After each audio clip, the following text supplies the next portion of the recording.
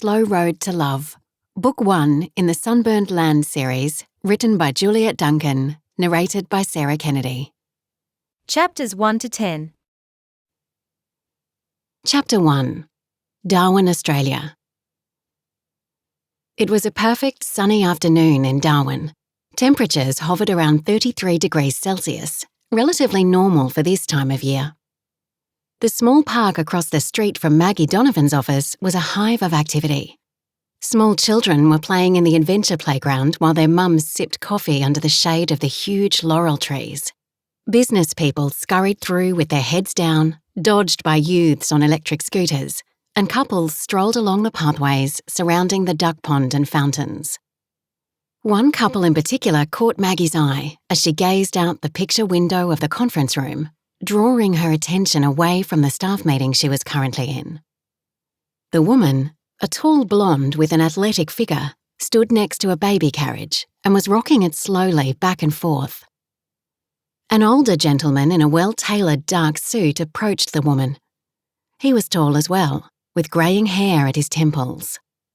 As Maggie watched the couple share a romantic embrace and then proceed down the path pushing the stroller between them, she felt the slow burn of anger and jealousy in the pit of her stomach. A long sigh escaped her lips as she reflected on her feelings. She hated that even after 18 months, she could still feel the pangs of jealousy and resentment over her divorce. It wasn't the couple's fault. They'd done nothing wrong. It was simply that they were a reminder that her husband of 34 years had left her for a younger woman who so happened to be blonde and fit like the lady at the park. And Maggie had only recently found out that they were now expecting their first child together. This news had torn open the old wounds. She could still remember the pain and shock when she first found out her politician husband was having an affair with a woman in his office. It was followed closely by the betrayal of being served with divorce papers. He wanted to move on and enjoy his new relationship with Mandy. That was her name. The woman who had come between her and her husband and broken up their family. The infidelity by itself had been a great shock, but the fact he was so ready to throw 34 years away was even more so. He didn't even want to give their relationship a chance to be repaired. It was as if being caught in his infidelity had freed him from all his familial obligations. He had declared he didn't love her anymore and hadn't for a long time. That revelation alone had rocked Maggie to the core. It had shattered her heart and her confidence as a wife, as a mother, and as a woman. It had taken her months of therapy to begin to cope with her new life, and seeing that couple had brought it all back. She pursed her lips, frustrated with her own reaction. She wanted to be over it. She wanted to be able to move on, and had tried to convince herself many times that she had. But the truth was, she still struggled. Pretending it didn't affect her wasn't working. She needed a change, something to focus on besides where she thought her life should have been instead of where it was. Silently, she repeated the serenity prayer, as she had done countless times before. God, grant me the serenity to accept the things I cannot change, courage to change the things I can, and wisdom to know the difference.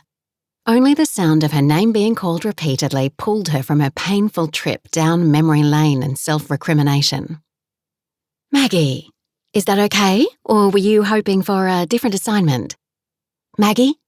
The conversation had stopped, and all eyes were on her. Maggie quickly pulled her attention from the window. I'm sorry, Suzanne. Can you repeat the question? Embarrassed at being caught not paying attention, she felt her cheeks colour. Of course. Suzanne smiled gently. Maggie's longtime boss and friend regarded her closely but said nothing about her preoccupation. We were discussing the next issue's assignments and I thought you'd be a good fit for an article about women working on remote cattle stations in the Kimberley. More specifically about how the women cope with the hardship of both the terrain and the lifestyle. The assignment was definitely in Maggie's wheelhouse. She'd grown up on a small station just outside Darwin. It wasn't what she would have considered remote, but at least she had a good understanding of how hard the work was and how difficult it could be. Maybe God had answered her prayers, and this was the change she'd been looking for. This assignment would take her away from the city and from all the reminders of Cliff. It was the perfect opportunity to clear her head.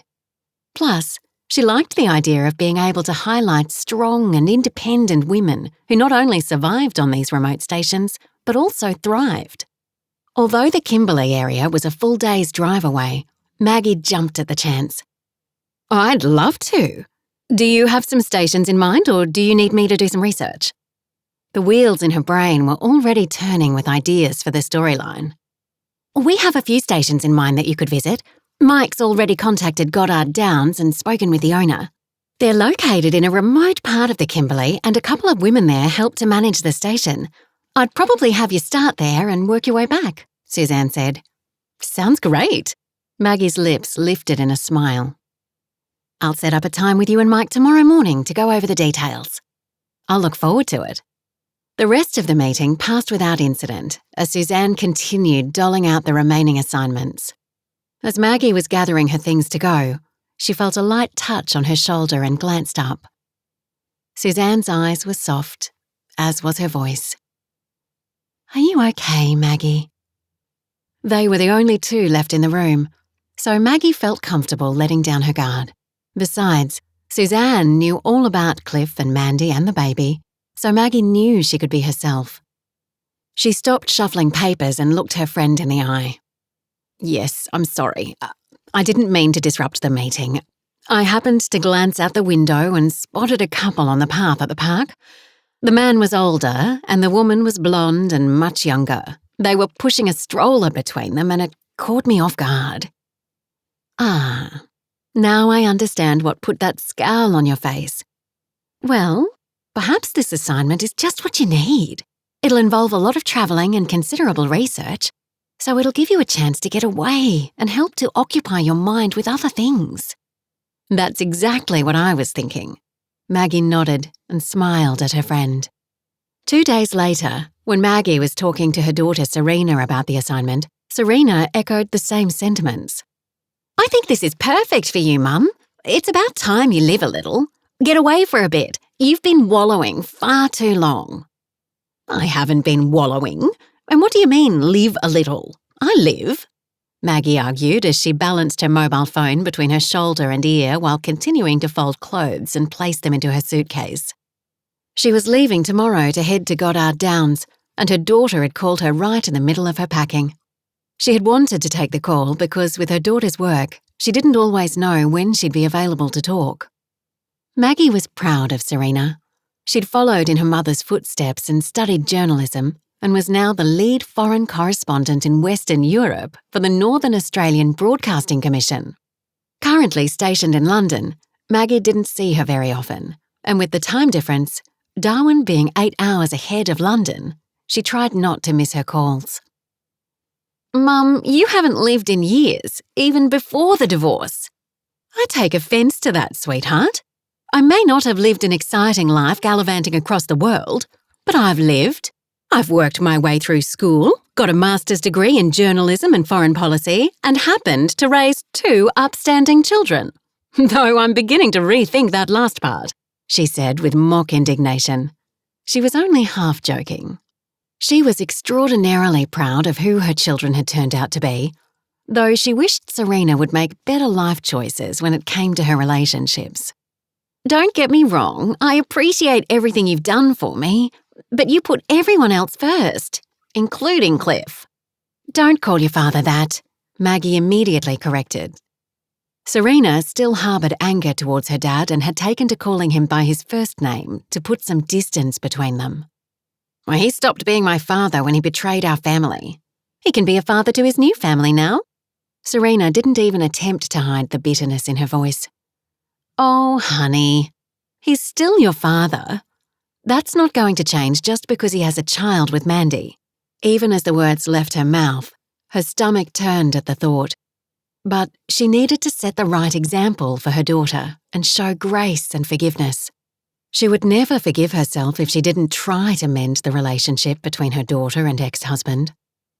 Mum, the man walked away from his family after 34 years, and for what?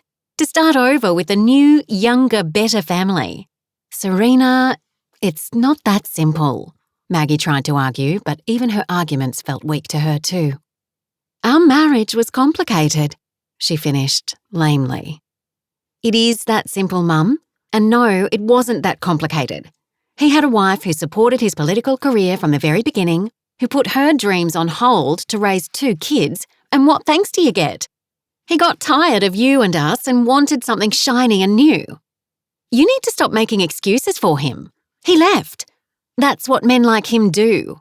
Your father has some good qualities, although right now Maggie struggled to think of any." She tried to be patient, but Serena's words had stung, more so because she'd felt the same way. But she would never admit that to her daughter. She needed Serena to forgive her dad, but more importantly, she wanted her daughter to understand that not all men made the same mistakes Cliff had. Not all men are like your father, sweetheart. Take David, for example. He's a good man, supportive of you and your career. Mum, not this again. Long-term is not something I'm interested in right now. What David and I have works for us. You don't need to try to change it.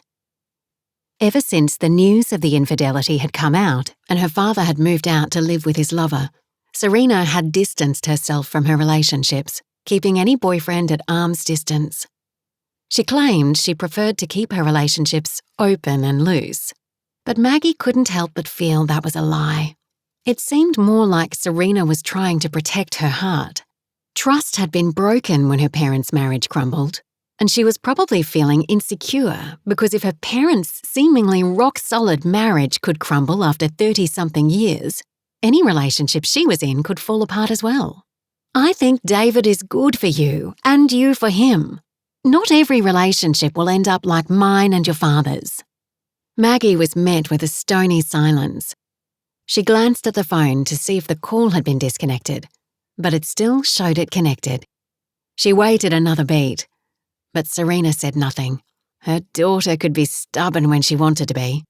Not wanting to end the call on a bad note, especially when she would be in remote areas with very little coverage, Maggie caved. "Okay, honey, I'm sorry. I only want the best for you."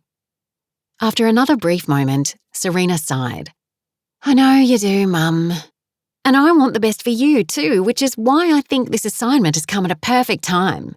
Live a little, let your hair down, dance with a stranger, put yourself out there." Serena was intentionally changing the subject, but Maggie didn't press the matter further. "I don't know about putting myself out there, but I'll at least try to let my hair down." "Come on, Mum, what about dancing with a stranger?" "Let's take one thing at a time, okay, hun?" Serena chuckled. "Fair enough. Take care and enjoy." "I will. I'll call and email when I can. Love you." "Love you back." Chapter 2. The following day, Maggie set out before sunrise. Although she'd decided to take 2 days to do the long trip to Goddard Downs, she wanted to get an early start. Some of the roads she'd be travelling on would be unsealed, and she wanted to make sure she hit those in the daylight. Not that she wasn't comfortable driving at dusk. She'd grown up on remote terrain, even learned to drive on it. Besides, her 4-wheel drive 2010 JK Wrangler Renegade was built to handle even the most rugged terrain. However, she'd had a step added so she could get in easily. At 5'4", she wasn't able to make the climb into the cab without it. Plus, the higher clearance would come in handy if she needed to travel over any rocky areas in the backcountry. The night before, she'd double-checked her emergency supplies and ensured her spare tyre was in good form and properly inflated. The last thing she wanted to deal with was a flat and find out her spare was also faulty. Her first aid kit was fully stocked and up to date with fresh bandages, antiseptic creams, wipes, sunblock, and a host of other medical essentials. She had fresh water, non-perishable food items, blankets, and 2 changes of clothes, one for warm weather and one for cold, stashed in the crate in the back. It was strapped in next to the spare fuel can. She even had a satellite phone that Suzanne had insisted she take with her. Maggie appreciated the extra comfort, as she knew that mobile phone coverage in much of the area she was going to be travelling in was spotty and mostly non-existent. She couldn't assume that anywhere she stopped would have a landline either, so it was best to be prepared for anything. She loaded the last of her luggage in the back, made sure everything was nice and secure, and climbed in. Before she turned on the car to leave, she bowed her head. Dear Heavenly Father, thank you for this lovely day and for the opportunity to set out on this adventure. I pray for safe travels on my journey. Place your hands on mine upon the wheel and guide me. Grant me a careful and watchful eye so I may look out not just for myself, but for others travelling on this day. I know that I don't travel alone and that I'm safe with you. In your name I pray. Amen. The first leg of her journey was relatively uneventful. Because it was so early, she made it out of the city quickly, avoiding the morning rush hour. She stopped and grabbed a late breakfast in Catherine, the first large town she came to, and made a quick call to her boss to check on any last-minute updates. Suzanne said there was a station not far past Timber Creek near the Victoria River called Bullow River Station, and another, Mount Elizabeth, which was further along the Gibb River Road. Mike had been able to arrange visits to both places. The latter was past Goddard Downs, so she could loop around after visiting there, but she could visit Bullow River on her way. Originally, she'd planned to stay the night at the El Questro station. However, it was more touristy and not as remote as what she would have liked for the assignment, although it was one of the most well-known stations and was directly en route to Goddard Downs. Suzanne's choice seemed to fit Maggie's taste better, so she decided to stay the night at Bullow River instead. After she left Catherine, the terrain became more rugged and buildings of any shape or form were few and far between. Maggie let her mind wander as she thought about her assignment in more detail and reflected on what life might have been like 100 years earlier and all that had changed in the last century. One thing that hadn't changed was the beauty of the landscape. The diversity of her country never ceased to amaze her. The dense rainforests of the northeast, the snow-capped mountains of the Australian Alps in the south, the dry, arid lands of the Great Victoria Desert. Here, heading for the Kimberley, a region in northwestern Australia known for its large areas of wilderness, rugged ranges, gorges, semi-arid savanna and largely isolated coastline, the road stretched ahead into the heat haze as far as the eye could see. It was deserted, apart from the occasional four-wheel drive or road train, the huge semi-trailers that made her car wobble every time one passed. Although arid, the landscape she was driving through was picturesque in its own unique way and begged to be photographed. But there would be time for pictures later. Right now, it was important for her to map out her article. Having grown up on a smaller station in a remote area, she knew of the work that went into running one. To some, life on a cattle station might sound fascinating and even glamorous. The movie Australia had helped romanticise the life, but it wasn't romantic at all. Although the landscape was beautiful, the land could be unforgiving and the work relentless. There was rarely a day off, rarely a holiday. Work began at sun-up and finished at sundown. With the nearest neighbour often a day's drive away or more, life on a cattle station could be isolating. Most had an airstrip where mail planes delivered mail and supplies, and sometimes that might be the only outside human contact for days or weeks at a time. Kids who grew up on a station didn't go to regular school.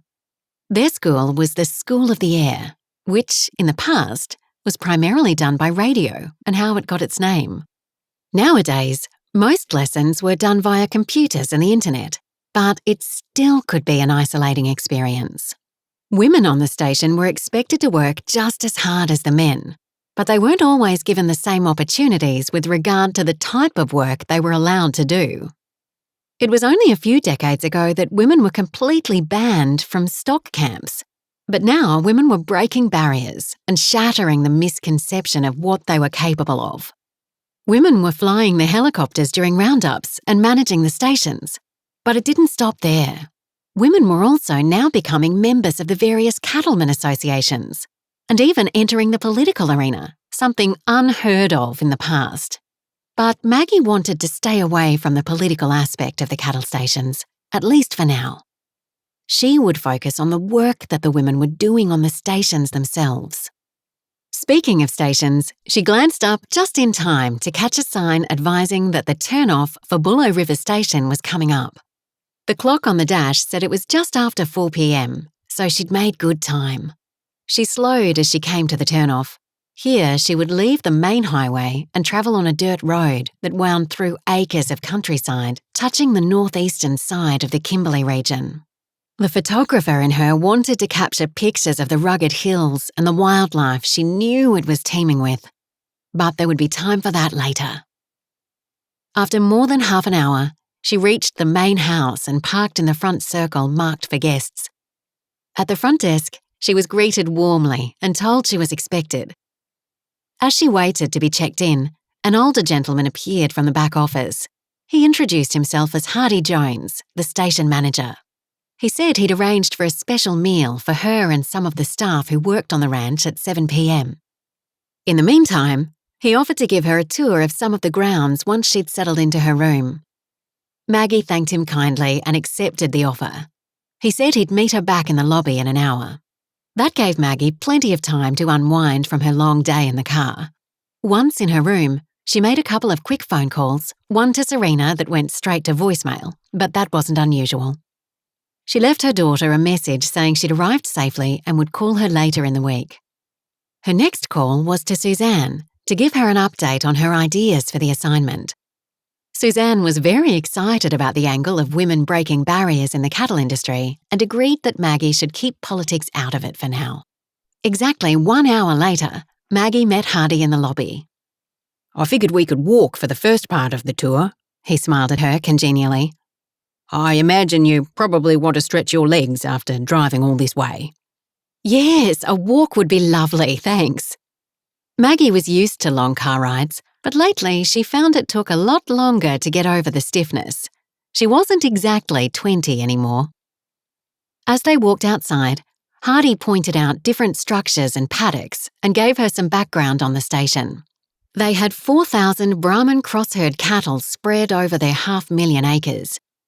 The Bullow River Station had been founded almost 60 years ago, when the pastoral lease had been granted to Raymond and Barbara Locke in 1960.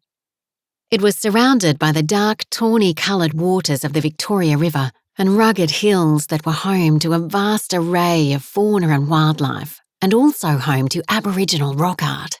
The station was eventually sold to Charles and Sarah Henderson in 1963. Charles passed away in 1986, leaving his wife to run the station with her daughter, Marley. At that time, the station was heavily in debt, and Sarah didn't know if they'd survive. But through sheer grit and determination and some clever business tactics, she and her daughter were able to turn it around.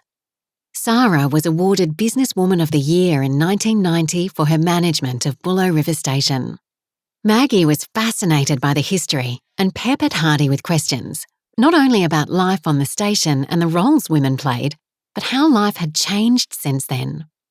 It took very little time for them to make their way back to the main building.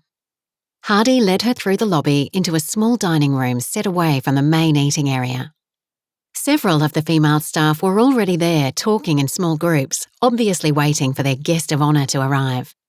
Hardy did a quick round of introductions and then instructed everyone to serve themselves. The staff had laid out an impressive array of food, featuring the high-quality beef they raised on the station. There were beef kebabs, thick steaks and ribs, as well as lamb sausages, mustard coleslaw and lamingtons for dessert. After the long day, Maggie was famished and happily filled her plate with the delicious-looking food. They all sat together family-style at one giant round table. There was little discussion at first as they all dug in. Maggie imagined the women were just as hungry as her, if not more so. Several looked dusty and tired, like they'd just come in after a full day's work. After the first few mouthfuls, the chatter began to increase. Maggie asked the women what Hardy had told them about her visit, and she filled in the blanks. The women seemed excited to be part of her assignment and were eager to highlight their contributions to station life. Most agreed they weren't concerned with breaking barriers. They simply wanted to do a job they loved and to be respected as good cattlewomen amongst their peers.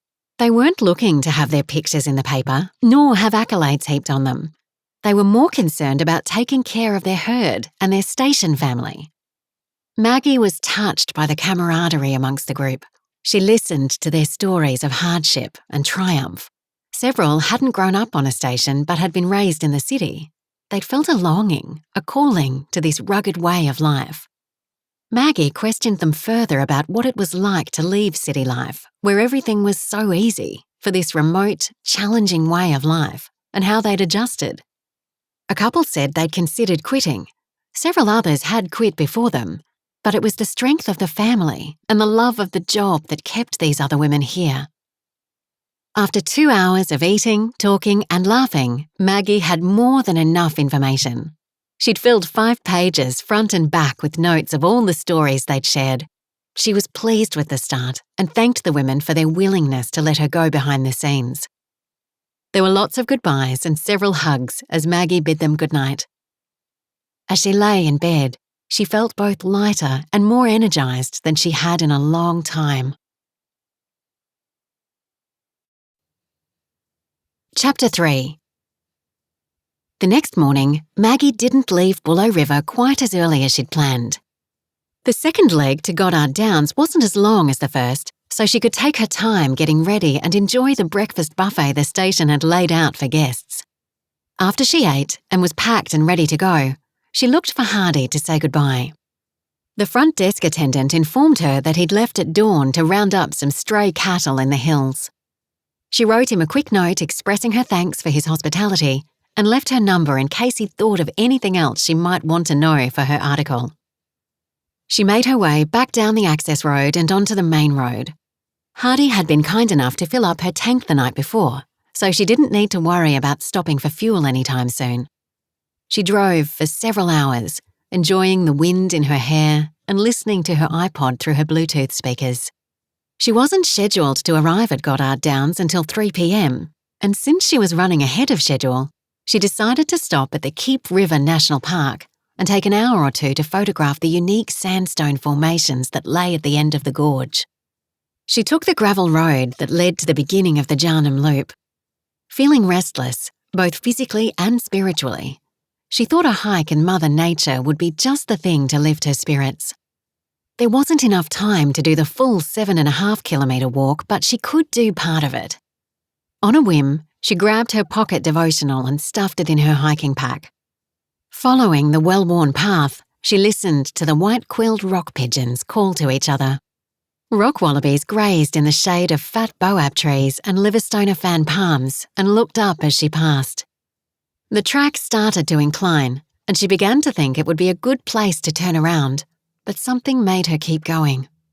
As she crested the top of the path, the ground levelled out and she broke through the trees. Before her was a breathtaking vista over the red and ochre ancient rock formations.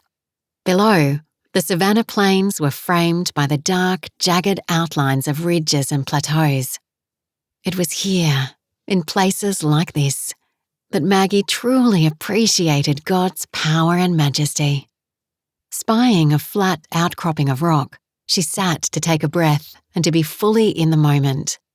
After a short while, she pulled out her pocket devotional and flipped it open, letting the pages fall as they wanted. It fell open to a devotion about taking time for the Lord. Draw near to God, and He will draw near to you. She'd spent so much time being angry and hurt with the way her life and marriage had turned out that she'd forgotten to truly draw near to Him, to plant herself firmly in His word. The verse spoke to her heart, as did the next. Praise be to the God and Father of our Lord Jesus Christ, the Father of compassion and the God of all comfort, who comforts us in all our trouble, so that we can comfort those in any trouble with the comfort we ourselves receive from God. Comfort in trouble. Thank you, Lord. You've truly been my refuge these past months. Help me provide comfort to others who need it. Wait for the Lord. Be strong and take heart and wait for the Lord. Wait for the Lord. Yes, Lord. I wait for you. For I know the plans I have for you, declares the Lord. Plans to prosper you and not to harm you. Plans to give you hope and a future. Hope and a future. That sounded wonderful. Thank you, Lord. My hope is in you. Renewed in her spirit, she took a moment to capture the breathtaking beauty around her before heading back to her car. They may not be photos she could use for her assignment, but she would print a few to hang as reminders to always be right with the Lord. Reaching her Jeep, Maggie put her camera in the bag and grabbed another bottle of water before setting out for the last few hours' drive to Goddard Downs. As she neared the station, she rattled through what she already knew. Most of the information she'd gleaned from a handful of articles on the internet. The station was owned by Frank Goddard. It was about a third of the size of Buller River, but ran 1,000 more head of cattle. That told her something. The station had been in the Goddard family for multiple generations, going all the way back to 1906, when Frank's great-grandfather, Harold Goddard, a young newlywed of only 25 years of age, had bought the lease. At that time, the land had been completely undeveloped and extremely isolated. There was the hint of a scandal in one of the articles, but not much information to go on. Just something about the families of Harold and his young bride, Clara, not being thrilled about their choice to move thousands of miles north into unknown territory. She would make a note to ask about that in her visit. There were no signs leading up to the station, and she almost missed the turnoff. Only a small wooden sign painted in faded white letters about 1/2 metre off the ground was all that indicated the station was to the right. Apparently, they weren't concerned about being found, unlike some of the other bigger, touristy stations. That was one thing that set Goddard Downs apart from the other stations she'd researched. They were still primarily a cattle station. While others had succumbed to the lure of tourist dollars, Goddard Downs had remained steadfast. Despite the lack of fanfare, Maggie felt drawn to this place. There was a divine sense of peace, even when being jostled about as she made her way along the rutted, dusty road. After about 30 minutes, she spotted a large ranch-style home up ahead. Not a fancy lodging like the Buller River Station homestead, but it had its own rustic charm.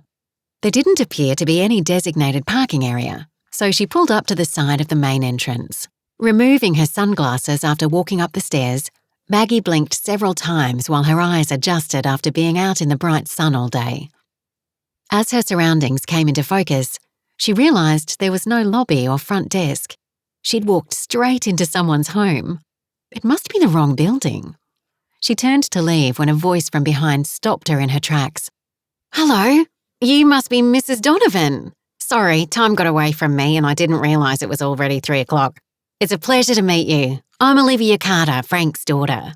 Tall and blonde with light brown eyes that were almost amber, she extended her hand. Maggie shook it and was as impressed with the strength of her grip as she was with her natural beauty. Easily 5'10" or 5'11", Olivia had high cheekbones and a delicate nose and was so slim and elegant looking she could have walked the catwalks in Milan. "Yes, please, call me Maggie. Thanks for inviting me to stay on the station and for being willing to be interviewed," she answered graciously. It's no trouble at all. I must say, my sister-in-law Janella and I were excited when Dad told us you were coming and that you're doing a story about women. It's an honour to be included. The honour is all mine, really.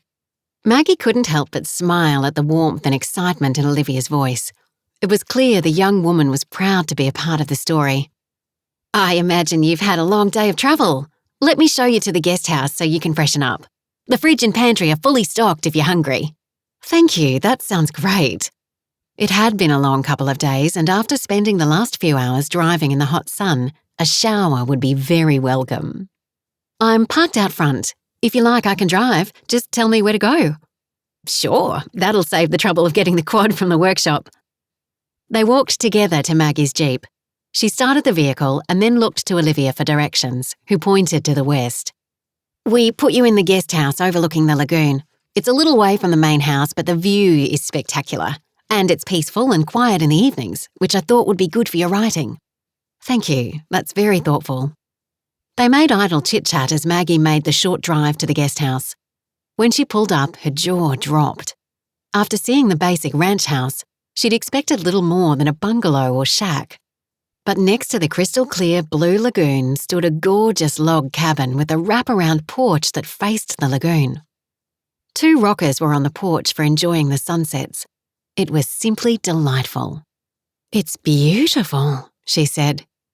"Thank you. My grandfather built it. It took him 6 months because he hand-cut all the logs himself and he used the dovetail method. He was quite the carpenter."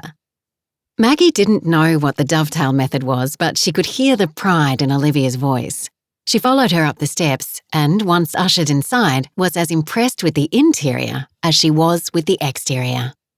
It held an understated elegance, with handcrafted wood furniture accented with hand-woven blankets and traditional Aboriginal patterns and framed landscapes of the local area hanging on the walls. Maggie could feel the love and care that had gone into the place and felt privileged to be staying there. "There's a guest bedroom on this floor with a small half bath," Olivia said as she pointed down the hall past the stairs. "But the real pride and joy is the master suite upstairs. It takes up the entire floor." Maggie followed her up the stairs that emptied into a large loft-like room. With windows on every side, it offered an all-round view. A king-size bed faced the west and overlooked the lagoon, and there was a small rectangular table with 1 chair that would be perfect for her workstation. There was also a phone jack and modem connection. Perfect. She'd have Wi-Fi access, an unexpected luxury. Grandpa spared no expense for Grandma. It took 6 men to haul the clawfoot tub through the window of the bath area. Maggie glanced to where Olivia was indicating. She was right. On the other side of a painted screen, a giant porcelain clawfoot tub, like one straight out of a Western movie, filled the screened-off space. Copper pipes and taps added elegance, and the view was amazing. The granite peaks of the Miramar National Park were clearly visible in the distance. Everything about the cabin spoke of relaxation and peace. It would be the perfect place to work on her assignment, and she voiced as much. "It's perfect, thank you." "You're welcome. I'll help you unload your gear and let you get settled." Before Maggie could get in a word, Olivia was already headed downstairs and out to the Jeep. She'd already unloaded 2 suitcases and was about to grab her supplies crate when Maggie stopped her. "Oh, that stays in the Jeep. It contains my emergency kit and supplies." Olivia nodded in approval. "Smart woman. Always wise to be prepared for anything." "That's my motto. I'd rather have it and not need it than need it and not have it. We're going to get along just fine." An infectious grin spread across Olivia's face. And with that, she headed into the cabin carrying Maggie's luggage as if it weighed nothing. Granted, Maggie was a light packer, but still, it would have taken her 2 or 3 trips to get it all up the stairs. She was grateful for Olivia's help. "I'll leave you to get settled in. The phone on the kitchen counter has a direct line to the main house, so just dial number 1 and it will ring directly to us. Dinner's around 7. We'd love for you to join us." "Thank you, that would be lovely." "Great. I'll swing by just before and pick you up." Chapter 4. Dinner was a relaxed affair. Maggie had initially worried that her presence might stilt the conversation or perhaps alter the family dynamics, and she wouldn't be able to capture the family bond. But she had nothing to fear. The extended family and their children embraced her as if she were one of their own. She was seated between Olivia and Janella, and across from their respective husbands, Nathan and Julian. The children, ranging in ages from 1 to 12, were seated at their own table, but were as much a part of the conversation as the adults. Maggie took time to observe not just the women, but the men at the table as well. Julian, the oldest Goddard sibling, was married to Janella, an olive-skinned, attractive woman. He resembled the typical firstborn, holding himself as a leader in his mannerisms, though he didn't sit at the head of the table. That seat was reserved for Julian and Olivia's father, Frank Goddard, although it currently remained unoccupied. Olivia had apologised for her father's absence and said that he'd join them shortly. There was an issue with one of the calves. Maggie didn't mind. She'd meet him soon enough, and besides, she wasn't here to interview him. Joshua, the youngest of the Goddard clan, held himself slightly aloof from the conversation. He was polite when personally addressed, but was less engaged with the family and the conversations flowing around him. Maggie wondered if this was his normal demeanour, or if perhaps something was going on that caused him to be this way. It didn't matter much either way, since she was here to focus on the women, and they already seemed more than willing to be open and honest about their feelings and thoughts about station life. Olivia, the only daughter, had just finished talking about the history of Goddard Downs when heavy footsteps sounded in the hallway. Choruses of "Grandpa" filled the dining room as the head of the house joined them. Maggie's first thought was that Frank Goddard was an imposing figure, a tall man whose broad shoulders almost filled the doorway. He sported a full beard speckled with grey, and he would have been intimidating if his blue eyes hadn't twinkled at the sight of his family. He gave the children a wink before sweeping off his hat and apologising for being late. Sorry, everyone. The new calf was having difficulty feeding, but she's okay now. When he turned those blue eyes to Maggie and gave her a nod, she felt a wave of recognition wash over her, but she struggled to place him. How could she have forgotten such an imposing and formidable figure? But as hard as she tried, she couldn't recollect where she might have known him from. She stood to greet him, but he stopped her. Please don't get up on my account, especially not in the middle of your dinner. There'll be plenty of time later for formalities. He gestured to the plate of food in front of her. Nice to meet you, Miss Donovan, he said as he sat at the head of the table. And welcome to Goddard Downs. Thank you, Maggie said as she settled back into her seat and placed her napkin on her lap. Conversation resumed around her as Frank filled his family in on the condition of the calf. Apparently, she had some kind of cleft palate which made it difficult to eat. Maggie had grown up on a farm outside of Darwin, but they'd farmed crops, not raised cattle, although she understood it would be critical for a newborn calf to be able to feed to get the nutrients it needed in order to survive. While Frank carried the conversation, she scrutinised his face, willing herself to remember where she knew him from. She wasn't given long to brood before the conversation turned back to her. I understand my children gave you the rundown of the history of Goddard Downs? Frank asked, those blue eyes holding hers with a friendly gaze. Yes, that's correct, she replied quickly, glancing down at her plate before looking back up to answer. I found it fascinating that Harold and Clara took a chance on such an isolated place, especially back in those days. Yes, it was quite newsworthy at the time, so I've heard. But more so because neither of their families supported their decision to leave Sydney, but they were pioneers who loved a challenge. It caused a rift in their families for a time, but eventually relationships were mended. The station's been in the family now for more than 100 years. That's truly remarkable. Maggie smiled and dabbed her mouth with the napkin. Did you always want to work on the station, or did you have a yearning to see what city life was like? Frank leaned back in his chair. I had a taste of the city once. My parents didn't think the School of the Air was enough, so they sent me and my sister to boarding school in Darwin. Oh, what boarding school did you go to? The wheels began to turn in Maggie's mind.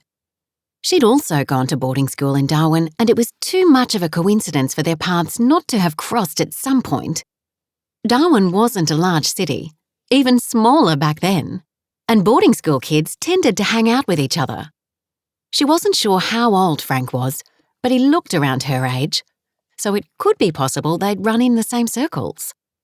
I went to St John's All Boys, and Sarah went to the Hallibury-Rendell School across town. Maggie's eyes widened. I went to Hallibury too. Why, that's where my late wife Esther went as well. Esther? The name sounded familiar. She leaned forward. What was her maiden name? Williams. She was a year younger than me. I graduated in 77. She graduated the year after in 78. Maggie sat in stunned silence as realisation hit her. She didn't only know Frank, she'd known his wife. She and Esther had been in the same school and the same grade. They hadn't been the best of friends, but they'd known each other and had some of the same friends. That's how she knew Frank, or Franklin as he'd been called back then. She'd seen him with Esther, They'd dated through the last 2 years of secondary school. "You're Franklin," she said. Frank chuckled as a broad grin spread across his face. Well, I haven't been Franklin in a very long time. Only to the nuns at school and to my mother when I was in trouble. "I knew Esther. We were in the same grade." His face lit up. You knew my Esther? "Yes, I knew her, though not well." Frank regarded her closely, as if willing himself to remember. I'm sorry, I don't remember a Maggie Donovan, but back then I only had eyes for Esther. It was love at first sight. Nobody else really existed. Maggie's heart constricted. To be loved so deeply, the way Frank had so obviously loved Esther, was something she'd not truly experienced in her own marriage. "Well, I was Maggie Johnson back then." She smiled, trying to put thoughts of her failed marriage aside. "Actually, Margaret Johnson to the nuns. And please don't apologise. Esther and I were only schoolmates." Realising that sounded a bit harsh, she clarified. "I mean, we were in the same grade and shared some of the same friends, so we knew each other, but we didn't see each other outside of school." What a small world. "Yes, it is." After dinner, Olivia drove Maggie back to the guest house. On the short drive, Maggie tried to think of a tactful way of asking what had happened to her mother, Esther, but wasn't sure how to bring it up. Thankfully, she didn't have to. "I'm glad you decided to come to Goddard Downs. My mother would have been tickled pink at the idea of an article featuring the women who live and work here. She was very proud of our station and pulled her weight alongside my dad." Olivia grew quiet, and Maggie sensed a deep sadness as the young woman slowed the vehicle and then stopped in front of the cabin. "I would have loved to have met up with your mother again after all these years." "She would have liked that too," Olivia replied, offering a small smile, although it didn't quite meet her eyes. "If you don't mind me asking, how long has she been gone?" Maggie asked quietly, chastising herself for not knowing. "It's been almost 6 years since the accident." "The accident?" "The east arm of the Ord River overflowed in the floods. My niece and nephew got caught in the raging waters and my mother braved the currents to rescue them." Olivia paused and blew out a breath before continuing. "She got them to safety, but she was swept down the river." 6 years ago, she and Cliff had been overseas. Cliff had been a foreign diplomat for a time, and when they returned, the Ord River flood was old news, explaining why she hadn't heard about Esther's death. Maggie's heart wrenched for the young woman who'd had her mother taken from her too soon and in such a tragic manner. "I'm so sorry for your loss. I can't begin to imagine what you must have gone through. All I can say is that God's love provides comfort even in our darkest hours. I lost my mother to cancer almost a decade ago, but there are days when I still miss her as if it were yesterday." Maggie reached into her purse and pulled out a wrinkled piece of paper, one that had been folded and refolded 100 times over. "Here." "What's this?" Olivia asked as she unfolded it and began to read the words quietly. "The Lord is close to the brokenhearted and saves those who are crushed in spirit." Psalm 34:18. It was given to me by a close friend at my mother's funeral. I pull it out every now and then when I'm struggling. It gives me peace and reminds me that I'm not alone. "It's very kind of you, but I can't take it." Olivia tried to hand the paper back to Maggie. Maggie pressed it back into her palm and closed her fist around it. "Keep it. I want you to have it. May it give you as much comfort as it's given me." "Thank you," Olivia said, leaning over to give Maggie a quick hug. "You're more than welcome." Before she bid Olivia goodnight, the two women made plans for the following morning. Although Maggie said she could drive herself, Olivia insisted on picking her up at 5 a.m.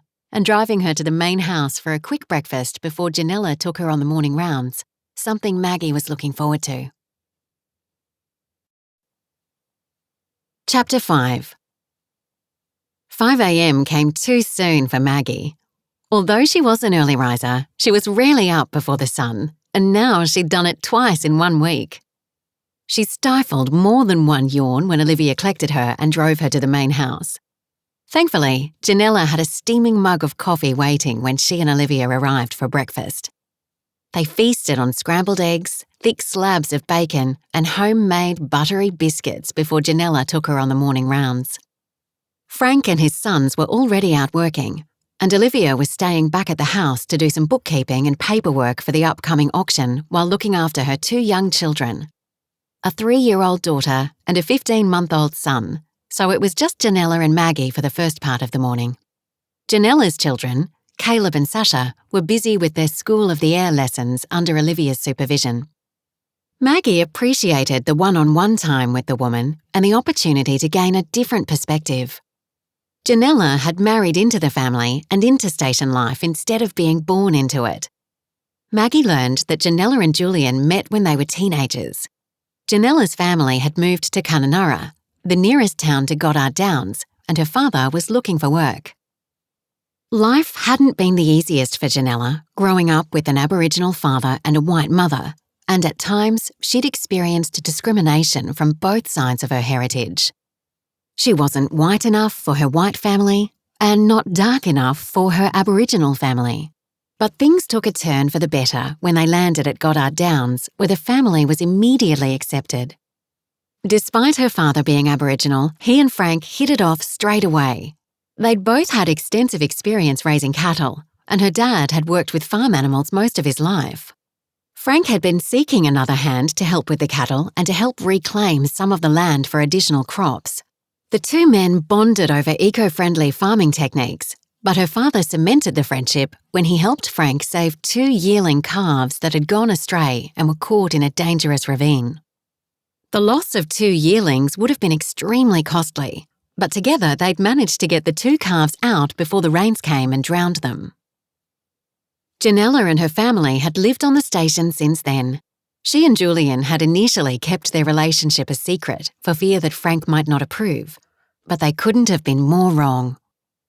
Upon discovering their relationship, rather than forbid it, he embraced it. His only condition was that they not hide it, and he encouraged them to put the Lord first. Frank's unconditional love and support had made the young couple's bond that much stronger. They married when Julian was 22 and Janella was 19. They'd been together since and were now the proud parents of 12-year-old Caleb and 10-year-old Sasha. Caleb, Maggie remembered from the night before, was Olivia's nephew who'd been rescued in the flood by Esther. She wondered how her death had weighed on the young boy, but she didn't feel it appropriate to bring it up. She would let Janella tell her if she felt comfortable. Instead, she focused on Janella's life on the station. For subtext, she thought the aspect of discrimination from both the gender and the racial perspective would add extra depth to the article, but for now, her focus was firmly on the work aspect of station life. Janella took Maggie to the chicken shed first, where the chickens were cared for from the beginning of their life cycle to their end. Eggs were either gathered for the breakfast table or left for the creation of more chickens. They looked in on the peeps to ensure they were warm, well-fed, and had plenty of water. New hatchlings were born about every 90 days or so, depending on the breed of chicken. At Goddard Downs, they raised Sussex, Rhode Island Reds, and Leghorns. All aspects of the process were done in situ, and because they weren't a commercial breeder, they weren't restricted by government regulations. That didn't mean they cut corners, though, Janella asserted. Both her father and Frank were advocates of sustainable and humane farming techniques. This meant that the chickens were given free rein over the farm during the day and were only put in the coops at night to protect them from predators. They ate the bugs in the vegetable gardens and their droppings were used as compost in the soil. The meat was butchered and used to feed the families that lived and worked on the station, and whatever wasn't used was sold to other stations or the local market. Nothing went to waste. Maggie took plenty of pictures while Janella talked and worked. It was hard work, prepping the chickens for slaughter, but Janella handled it all with ease. She was patient and kind with Maggie as she peppered her with questions or asked her to pose a certain way for a photograph. Once they were done with the chickens, they headed to the pig pens. The sun was already high in the sky, and Maggie had to wipe her brow several times. Arriving at the pig pen, the smell was overwhelming at first. Janella suggested covering her nose and mouth with her bandana until she became accustomed to it. Maggie did as she instructed, and it made the smell somewhat more bearable. Unlike the lighter, more delicate work with the chickens, here the work was brutish. Maggie watched in awe as Janella worked alongside the men as they mucked out the stalls and replaced them with fresh hay. She got some good shots of Janella with her biceps straining under the weight of the slop buckets as she fed the pigs.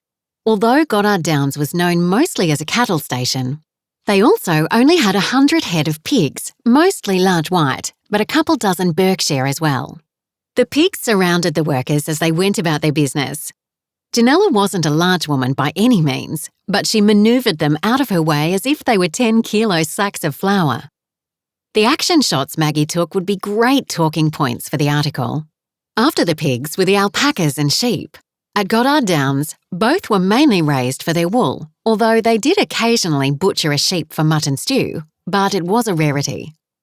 Here, Maggie had the opportunity to get her hands dirty and help out firsthand. Janella showed her how to herd the animals into the different corrals depending on their age and the length of their coat. Not wanting to miss an opportunity, Maggie asked one of the younger work hands if he would capture the tutorial with her camera. The young man readily agreed, seemingly happy to take a break. She gave him a brief introduction to her camera and how to focus the lens, then told him to snap away. It took several tries before she could get a clean row of wool sheared off, but she was determined to get it right. She wasn't nearly as quick as Janella or the others, who could shear a full adult sheep in under 2 minutes, but she felt proud and accomplished when she finally finished hers. Once all the shearing had been completed, they gathered the wool to be skirted. This, Janella informed her, was the process of removing the tags, or the wool that was too dirty and full of manure to be used. The fleeces were then sorted into their various types, from fine to coarse and from short to long. After just an hour of skirting, Maggie's arms felt like dead weights. Who knew wool could be so heavy? Once the skirting was done, they took a break. Janella showed Maggie where she could get cleaned up and wash the muck from her hands and face. Skirting was dirty work, and Maggie was grateful for the reprieve. She retrieved her camera from the young man and proceeded to capture the workers and Janella as they loaded the wool into a big truck. Janella drove the bobcat like she'd been doing it all her life, manoeuvring in and out between the other men with ease and scooping up large piles of wool without dropping any. In no time at all, they had loaded it onto the truck and on its way to the processors. There it would be cleaned, teased, carded, roved, and finally spun into yarn to make blankets and clothes. "Time to head back for lunch," Janella said. She told Maggie she often brought a packed lunch with her to eat as she worked, but Olivia had arranged for a sit-down meal today. Maggie was eternally grateful. It was barely past noon, and she wasn't only starving, but drop-dead tired. How on earth did these women do this day in and day out? Granted, they were a lot younger than her, but still, the fortitude and grit they had to not only keep up with the men, but to outshine them was amazing. As the ladies enjoyed a light lunch of cold cuts, pasta salad and ice-cold lemonade, Janella and Olivia shared stories from when they were younger and what life had been like growing up on the station. Janella had a slightly different perspective since she came when she was 13. But Olivia had been born and raised on the station and working as far back as she could remember. Except for her short time at university, she didn't know any other way of life. "What were you studying?" Maggie asked. "Business. I like numbers and had a head for it, so it seemed a good fit." "But it wasn't?" Maggie asked, hearing the slight hesitation in Olivia's voice. "No, it wasn't that." There was a sadness in her eyes when she answered. "I came back home after Mum passed away. I couldn't bear to be away from my family, not after we lost her so suddenly." "I'm so sorry, I didn't realise the timing. That was careless of me." Olivia gave her a weak smile. "It's okay. There wasn't any way for you to know. Besides, it's in the past, and I'm happy now. I love working and living on the station. It's fulfilling work. I have everything I could need or want right here." "And I'll be forever thankful for that." All three heads turned as Frank's voice sounded from the entryway. "Dad, we didn't hear you come in," Olivia said, smiling broadly. He laughed as he gave the shoulders of his daughter and daughter-in-law a squeeze when he reached the table. There was genuine affection in their connections with each other, and Maggie's heart warmed at the sight. It was clear that Frank had much love for his family and they for him. But such closeness was also bittersweet. It made Maggie miss her kids, even though they were grown. It made her long for the tight-knit family that would never be. Cliff had ruined that dream for her, for them. But if she were honest, even if he hadn't had the affair, they wouldn't have had what Frank had with his children. Cliff had never fully connected with any of them. They were a piece to the perfect puzzle, his perfect political family. His career had always meant more to him than his family. It was only in hindsight that Maggie had realised that. All the missed holidays and birthdays, the excuses she had made for him to the kids. Frank spoke. I thought I'd take Maggie for a tour around the station this afternoon. I have to run fence lines, and it would be a good chance for her to get a lay of the land, take any pictures, and ask whatever questions she may have. That's a great idea, Olivia said. Do you want me or Janella to come along too? No, but thanks for offering. After I show Maggie the boundaries, I'll pick Caleb up and bring him out with us to help repair the fences. I need the extra set of hands, and it'll be a good experience for him. Maggie can see firsthand how the young'uns help out around the station. He'll enjoy that, Janella said. And so will I, Maggie said, smiling in appreciation. Seeing more of the station will give me some great photo opportunities and help me understand the scale of the entire operation. Frank gave a short nod. I'll grab the truck and get what I need while you ladies finish eating. He checked his watch. Can you be ready in 30 minutes?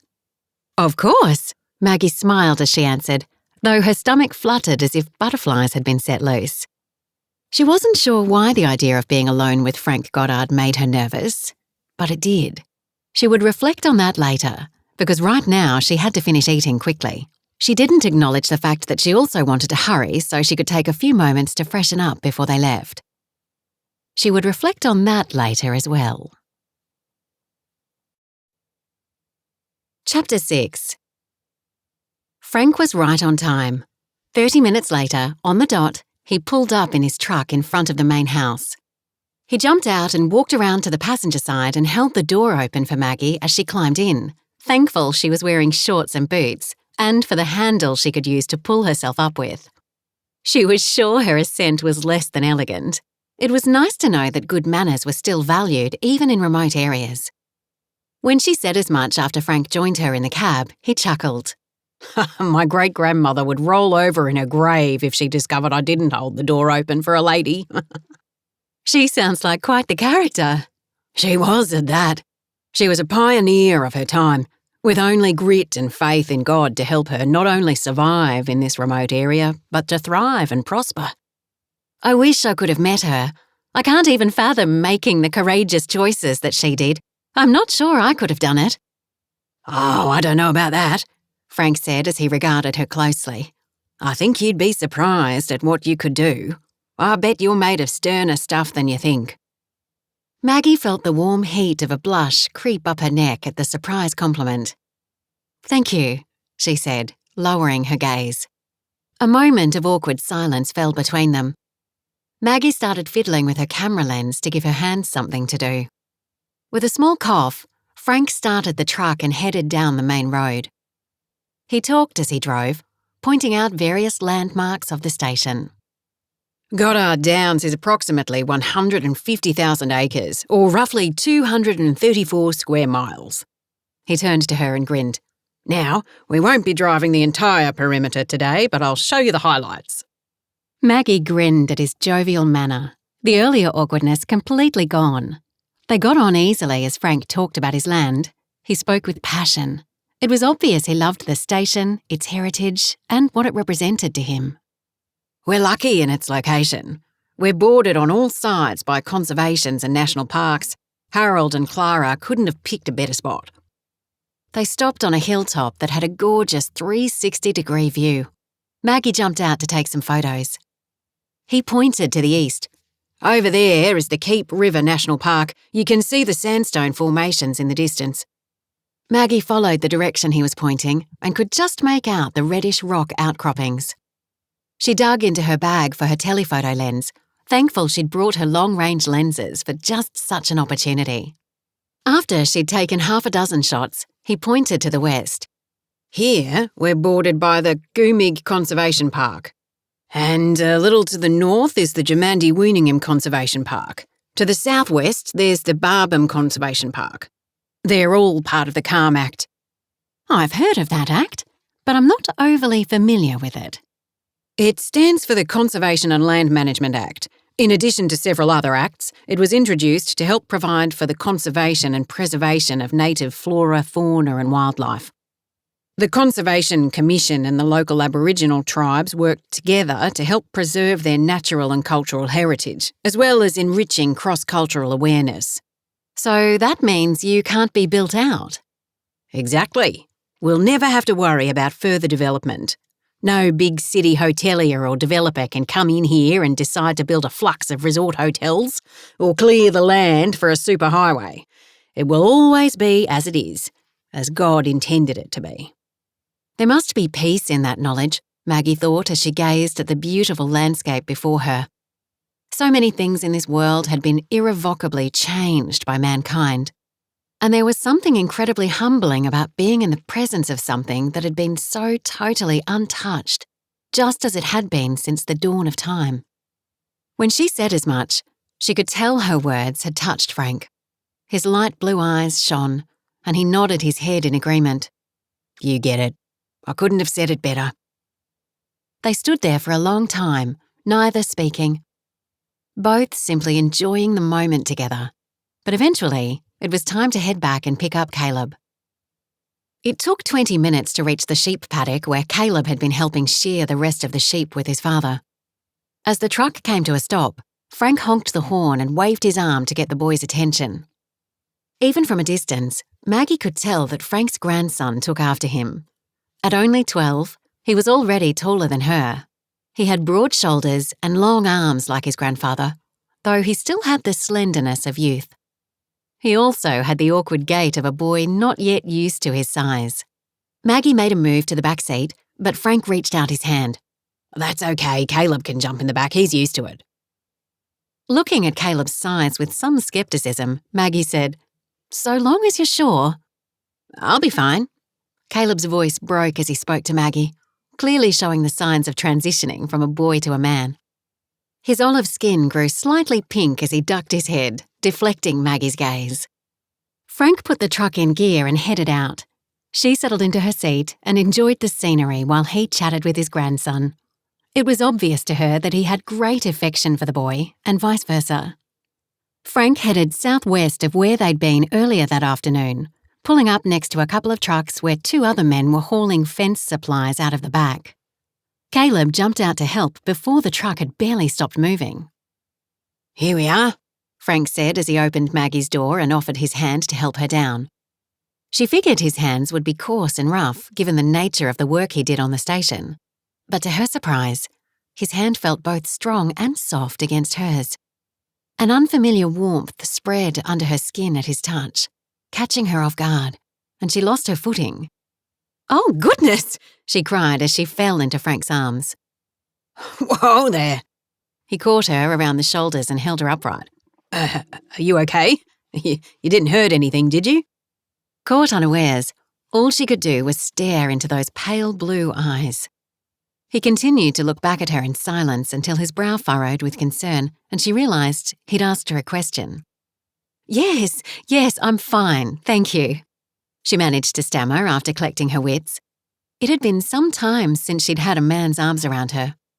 Longer than that, really. But this wasn't a romantic embrace, simply a helping hand. And yet her stomach was aflutter.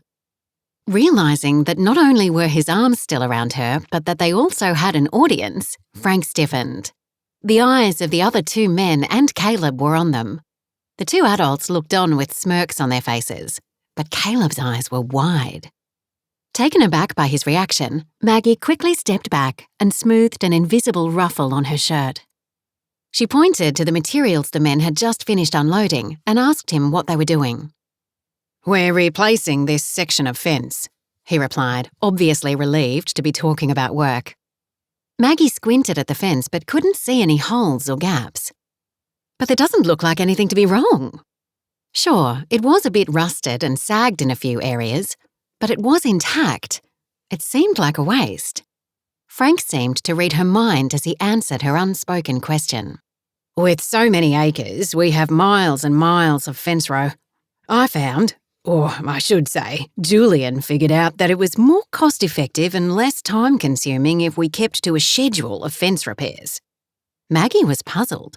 I don't understand how it saves money to replace a fence that isn't broken. Frank chuckled. I had the same question when Julian first suggested it. But then he had Olivia show me the numbers to back it up.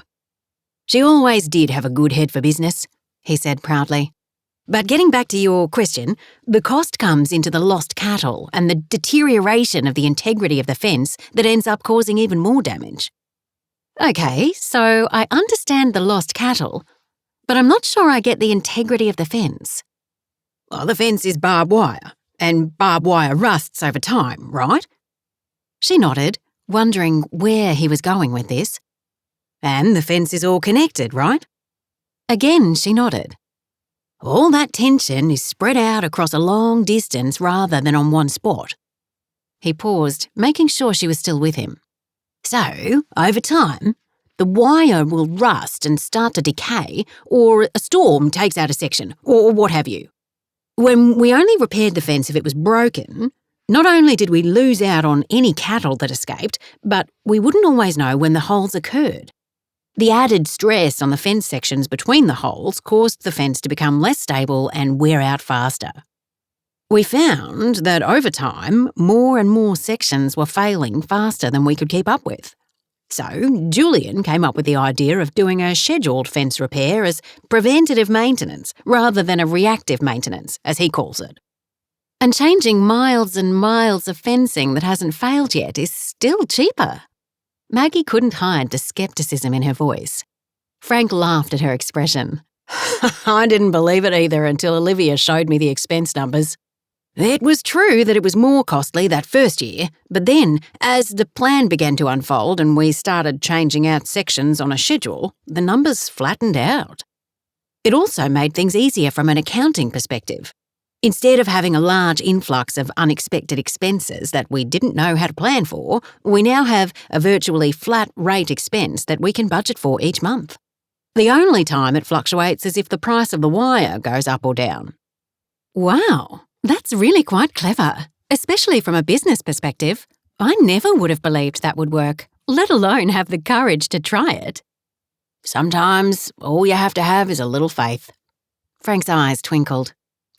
Amen to that, Maggie chuckled. Chapter 7. Maggie and Frank spent several hours travelling down the fence line making the necessary repairs. It was time-consuming and tedious work as they pulled all the fasteners from the posts to remove the fence, then rolled it up, tied it off, and loaded it in the back of the truck. Maggie was intrigued to discover that they were able to recycle the fence. Nothing went to waste on the station. That was Frank's great-grandfather's motto, and he abided by it as well. For the first hour or two, Maggie had hung back and watched and took plenty of photos of both the work and the surrounding landscape, as well as quite a number of candid shots of Frank and Caleb. She'd captured a few good ones of the boy smiling at his grandfather's praise. It was clear there was a special bond between the pair. She marvelled at Frank's patience as he explained the process to Caleb and showed him how to use the tools to remove the fasteners. The other men weren't impatient either when Caleb struggled for a bit as he learned to use the tools correctly. They simply gave him tips and words of encouragement and let him carry on as if he were an equal crew member. And that's what he was, Maggie realised. She recalled Olivia's words. Everyone plays their part on the station, no matter how big or small. Nor how old or young. We're a team. Nothing could have proved that more than when Frank invited Maggie to join in. Everyone was a team player, he reminded her. He gave her a pair of Janella's gloves that were in the truck and showed her how to use the gun that shot the staples into the fence posts to hold the barbed wire in place. Not much for physical labour, Maggie struggled with the gun. It was big in her small hands and packed quite a punch. She missed the first few times and tried to hand the gun back to Frank because she didn't want to be wasteful. "Nonsense. You can do it. I'll help you steady it," he said as he walked around behind her. "I'll hold the wire and the gun steady, and that way you can focus on pulling the trigger with both hands." Maggie was very aware of Frank's physical presence as he put one hand around her to hold the barbed wire in place on the post and then used his other to help her guide the gun. She could feel the heat of his body through the back of her shirt, and her pulse jumped in response. Shaking her head, she tried to refocus on the task at hand. She was no quitter and was determined to get this right. "Steady now," he said as her hand shook with the weight of the gun. She took a steadying breath and squeezed with all her might. Thwack! The gun would have knocked her back if Frank hadn't been behind her. When she opened her eyes to see if she'd hit the mark, she let out what could only be described as a girly squeal as she realised she'd done it. Behind her, Frank chuckled at her glee. "See, I knew you could do it," he said with genuine encouragement. She turned around and grinned. "Thank you. That was amazing. Can I do it again?" This time, Frank let out a full belly laugh as he waved his hand at the rest of the fence posts. "You can fire away until your heart's content or your hands give out, whichever comes first." Maggie's smile broadened.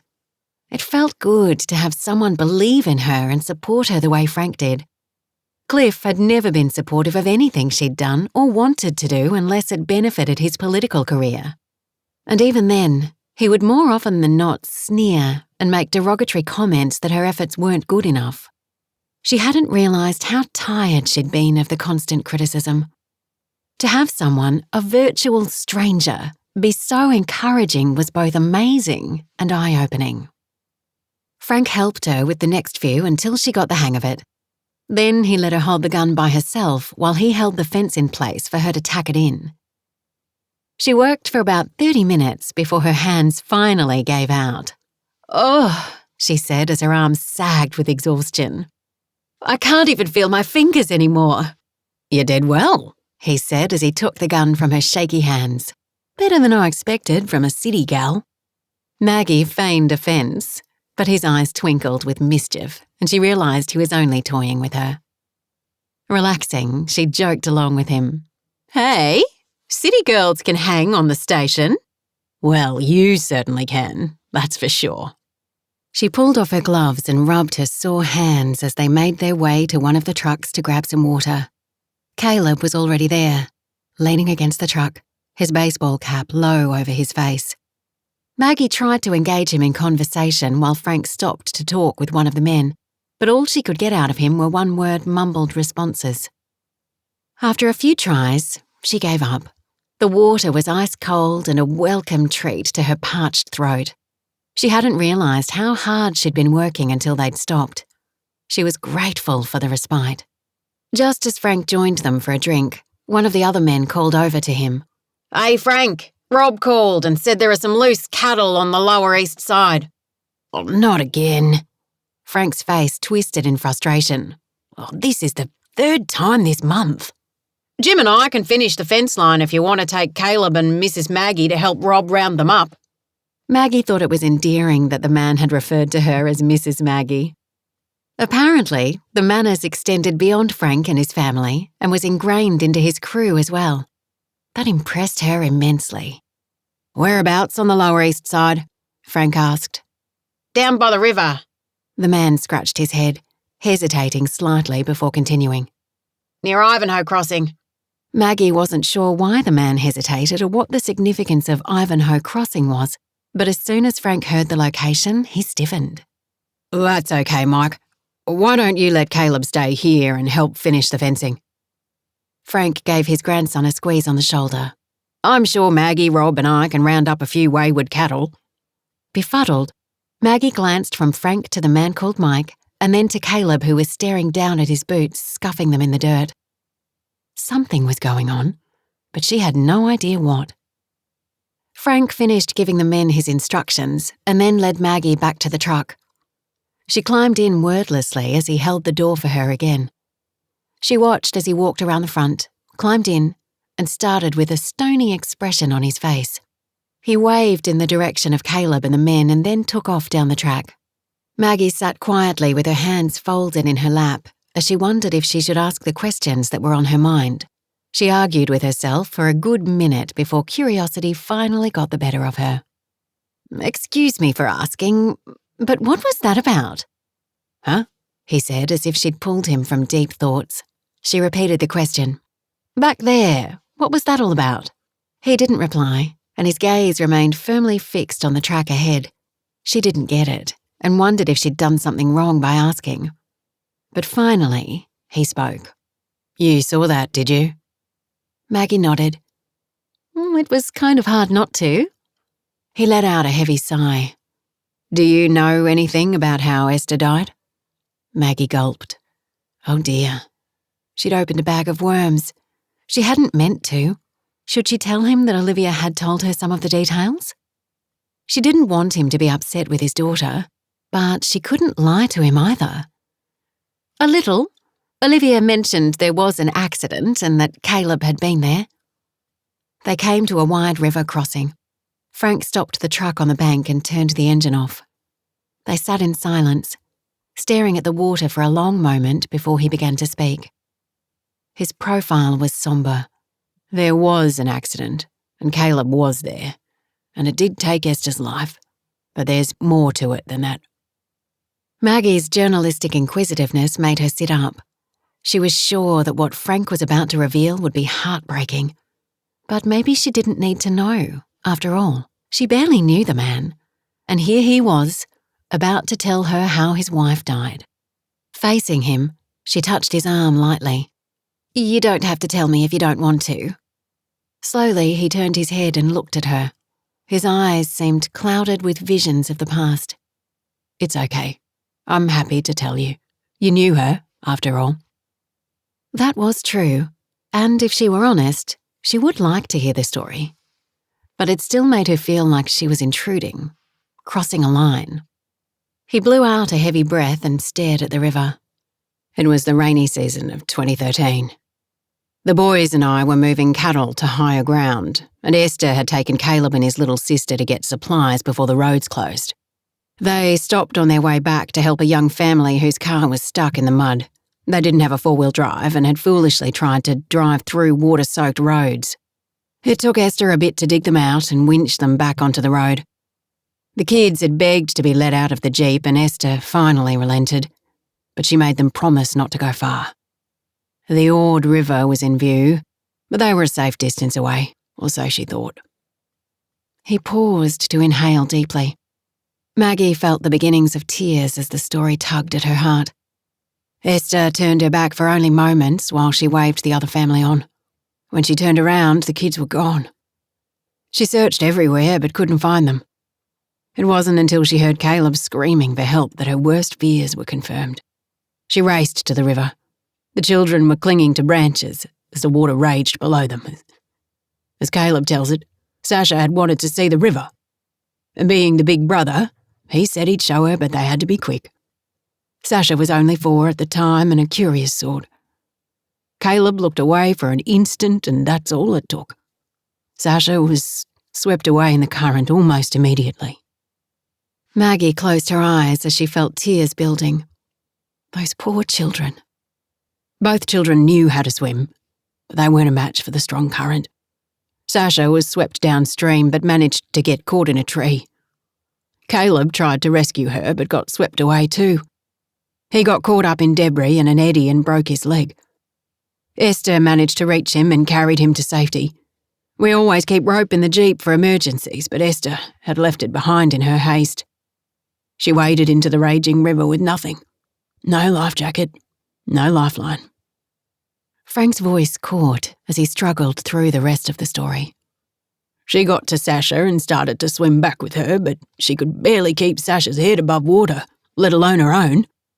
Caleb sat on the bank of the river watching helplessly as his grandmother and sister were drowning. He cleared his throat before continuing. To this day, I don't know how she managed to swim across that mighty current and get to Sasha, but she did. And she somehow managed to swim back across. She made it to the edge of the riverbank and was trying to set Sasha on the edge when a large tree trunk broke free of the debris and knocked her off her feet. In a last-ditch effort, Caleb said she threw Sasha towards him before they were both taken down the river. Somehow, even with his broken leg, Caleb was able to crawl to his sister and pull her to safety. He turned and faced her. It was only by the grace of God that I didn't lose both my grandchildren that day too. It was hard enough to lose my Esther. I'm so sorry, Frank. I had no idea. An ache like she'd not felt in a long time tore through Maggie's heart. When she was a young journalist, she'd covered some horrific stories. But this one. She sat in silence and bit back tears. Both remained silent for a few moments before he said, I'm sorry. I didn't mean to dump all that on you. She turned her head and met his gaze. Oh, I appreciate you trusting me with your story. It couldn't have been easy for you. We mostly avoid talking about it these days, for Caleb's sake. But I think I needed to talk about it. You're a good listener. Are we going near where it happened? The exact spot. Chapter 8. It took Maggie, Frank and Rob almost 2 hours to round up the lost cattle, an experience that was both fun and frustrating. The young calves were adorable and playful, and not the least bit inclined to give up their freedom to be corralled into a cattle truck. Maggie had started taking pictures and capturing some of the mishaps, but when Frank asked if she could give a hand, she jumped at the chance. Through the lens of a camera, it looked easy. She soon found out that rounding up wayward cattle was a lot like herding cats, almost impossible. But eventually, they successfully rounded up the last one and got it in the truck. Maggie was sweaty, tired, and dusty from head to toe. She was also famished. So, when Frank said it was time to head back and prepare for dinner, she was more than ready. They sat in companionable silence as he drove them back. They hadn't talked any further about Esther's drowning, but the entire time they'd been at the spot, Maggie had been picturing the scene in her mind, and it tore at her heart. She couldn't imagine what Frank felt. No wonder he hadn't wanted Caleb to come. Sitting quietly in the truck gave her the opportunity to reflect on her time so far at Goddard Downs. She was learning a lot about the station and the strong women who were part of its success, but she was also learning a lot about Frank. And she was also learning a lot about herself. She wanted to be open to God's plan for her life, whatever that might be, but these unexpected feelings scared her a little.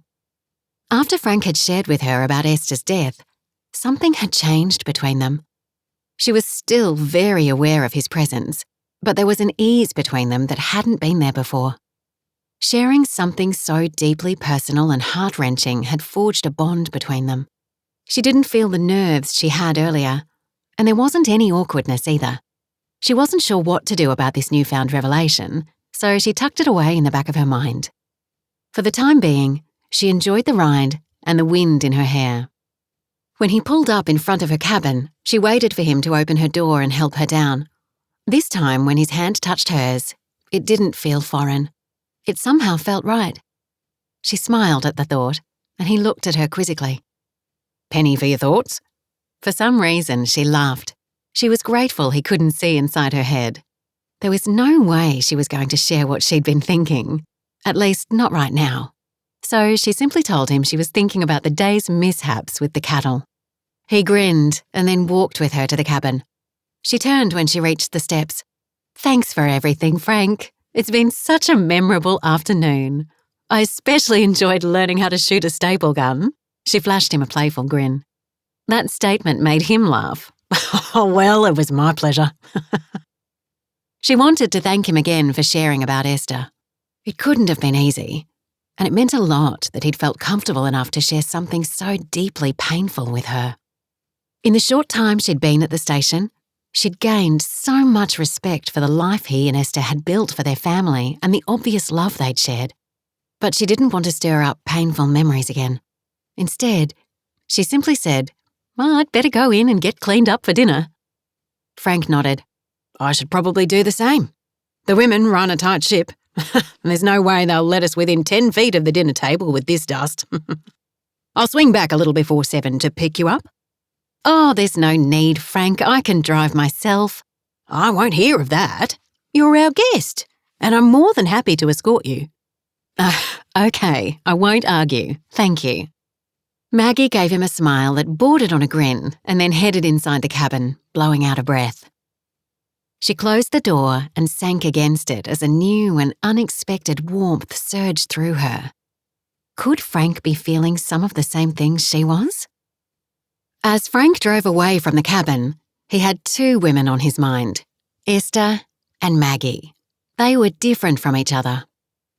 Esther was the strong country type, whereas Maggie was more feminine, dainty. Yet she'd rolled up her city girl sleeves and jumped right in, not balking or batting an eye when he'd suggested she have a go at the fencing or helping round up the calves. Something about her made him feel at ease, which is how he ended up sharing about Esther. Normally, he kept his feelings to himself. He wasn't sure what had come over him, but sharing with her felt like a release. He didn't have to pick her up for dinner, but he wanted to, plain and simple. In the short time he'd known Maggie Donovan, she'd managed to get under his skin, and not in a bad way, which surprised him. This time, getting ready for dinner, Maggie took much more care with her appearance. This was her last night at Goddard Downs, and she wanted it to be a memorable one. She brushed her hair until it shone and applied her makeup carefully. She didn't want to look like she'd put in an effort, but she wanted to do a bit more than tinted moisturiser. So she added a bit of colour to her cheeks and used some lip gloss instead of chapstick to give her lips a slightly deeper colour as well. She added a small, modest strand of pearls to accent her black wrap dress. After all the years as a politician's wife, she still remembered how to look both polished and understated at the same time. She'd just slipped on her sandals when she heard a knock at the door. Glancing at the clock, she had to grin at Frank's punctuality. It was 6:45 on the dot. She gave herself one last glance in the mirror before dashing down the stairs to answer the door. Her eyes widened.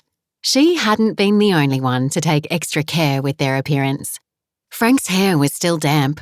In the times she'd seen him, he wore a wide-brimmed cowboy hat, but now he was hatless and his hair was neatly combed. Instead of jeans and a work shirt, he was wearing a pair of khaki trousers and a royal blue polo shirt that brought out the colour in his eyes. She also caught a subtle whiff of cologne. The fact that he'd also taken time with his appearance warmed Maggie's heart. It also further confirmed that he might also be experiencing the same feelings about her that she was about him. The thought lifted her spirits and made her as giddy as a teenage girl on a first date. "You look lovely," he said as he held out his elbow. Maggie smiled as she took the offered arm. "Thank you. You don't look too bad yourself." When they arrived at the main house, Frank again opened her door and held his arm out to help her down. This time, he didn't remove it once she was down, and Maggie made no move to remove her arm from his. They walked up the steps arm in arm and stayed that way until he held the door for her. As she passed through, his hand touched the small of her back. The touch was gone before she'd barely registered it, but the sensation sent tingles of awareness down her spine. The family was already seated at the table when they entered. There was a chorus of greetings, and Maggie did her best to acknowledge them all even though her attention was on Frank. He pulled her chair out for her and helped her scoot in before he took his own seat. If anyone noticed anything out of the ordinary, they didn't say. Conversation continued to flow around them. Once Frank was seated, he said grace, and they all dug in. Maggie kept sneaking glances across the table at him, only to quickly look away when their gazes met. After about the 5th time, a small giggle escaped her lips, and she quickly tried to cover her mouth to hide it. Judging by the twinkle in Frank's eye and the smirk on his face, she wagered he knew what she was laughing about. They were too engrossed in each other to notice whether anyone else at the table was watching their interaction. As dinner wound down and the children shifted to a play area in an adjoining room, the adults lounged in their chairs and discussed the events of the day. They all had a good laugh as Frank recounted the mishaps that occurred when they were herding the stray calves. When Julian asked how the fence repairs had gone, Frank was especially complimentary of Maggie's assistance. She felt herself blush as he raved about how well she did on the fence line. Oh, it was nothing really. Caleb's lines were much straighter, she said, trying to deflect the attention. He's such a hard worker. That he is, Frank praised, obviously proud of his grandson. Do you have any children, Maggie? Julian asked. She nodded. 2 grown-up ones, a boy and a girl. Jeremy's the oldest at 34 and Serena is 31, she answered. Jeremy lives in Darwin with his wife Emma and their son Sebastian. He's a bank manager, and Emma is pregnant with their second child. She's due any day now. Serena's a foreign correspondent with the Northern Territory Broadcasting Commission and mainly travels in Western Europe. And what does your husband do? Julian lifted a brow and pinned her with his gaze. It was years of training that allowed Maggie to maintain her outward pose. Being a politician's wife, she was used to awkward questions. There was a thump under the table as if Olivia had tried to kick her brother. But he was undeterred. His gaze remained fixed on Maggie's as he waited for her reply. Don't be rude, Julian. Frank's voice was steady and firm. It's a fair question, Dad. I'm simply asking Maggie about her family, to be polite. It's okay, Maggie said. My ex-husband, Cliff, is a politician. So, you're divorced? Julian said it more as an accusation rather than a question. Yes, she said simply. She wasn't sure what she'd done to offend Julian, but it was obvious by his tone and the way he sat ramrod straight in his chair with his arms folded across his chest that she had. There was a brief pause in the conversation. She didn't know what else to say. She didn't want to go into the particulars of her divorce or mention that her ex-husband had remarried, not when that wound was still too raw. So she simply sat there staring at her food, praying someone would say something to steer the conversation away from her. Someone did say something, but it didn't do what she'd hoped. Instead, it focused it directly on her. So, besides being a reporter for the Country Life's women's magazine and being an avid photographer, what do you like to do for fun, Maggie? Janella asked the question in a kind voice. Maggie didn't miss the sideways scowl she threw Julian before she turned her attention back to Maggie. Oh, I don't know. I'm a pretty boring individual. She gave an embarrassed laugh. She wasn't used to being the centre of attention. Cliff had expected her to be seen and not heard most of the time. She was to fade into the background and not take the spotlight from him. And as a journalist, she was the one who asked the questions, not the one being asked. Having someone genuinely interested in her and her life was unusual. Oh, I sincerely doubt that. We spent plenty of time together today and I wasn't bored in the least, Frank said, winking at her. If only the floor would open up and swallow her. If Frank was wanting to stir up his eldest son, he was succeeding. She tried to smile, but her heart wasn't in it. The atmosphere in the room had changed from jovial to almost downright hostile, at least from Julian's direction, and it was clear that everyone in the room felt it too, as they made awkward attempts at lightening the mood. But the damage had been done. A short while later, Maggie excused herself from the table, claiming to be worn out from the long day. Frank jumped up and offered her a ride back to the cabin, but she politely declined, saying she'd like to walk off the meal, though in reality, she'd eaten very little. He followed her to the door and stopped her.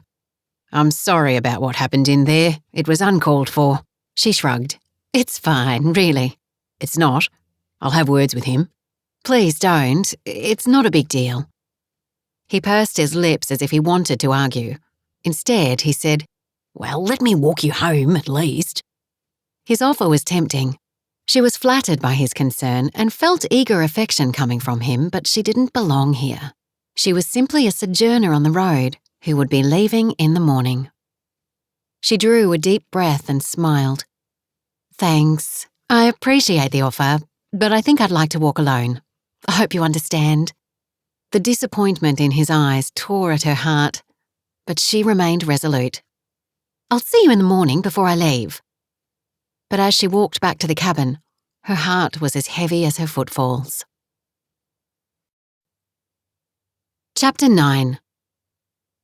The next day, Maggie rose early to pack. Part of her was sad that it was her last morning at Goddard Downs, but part of her also felt relieved. Despite what she'd said to Frank, Julian's sudden coldness had hurt, and she'd struggled to sleep. She also couldn't keep thoughts of Frank off her mind.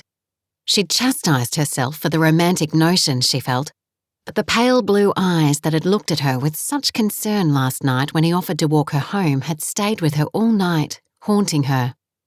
She needed to leave. After she threw her things together, she walked out onto the dock to take some more pictures before she left. She'd go up to the main house later, once everyone else had eaten, and grab a banana or muffin before she went on her way. After last night, she had no great desire to see everyone again this morning. She shivered a little in the chilly morning air. A light mist had rolled in and hovered over the lagoon. It was uncommon for this area, but it was quite beautiful.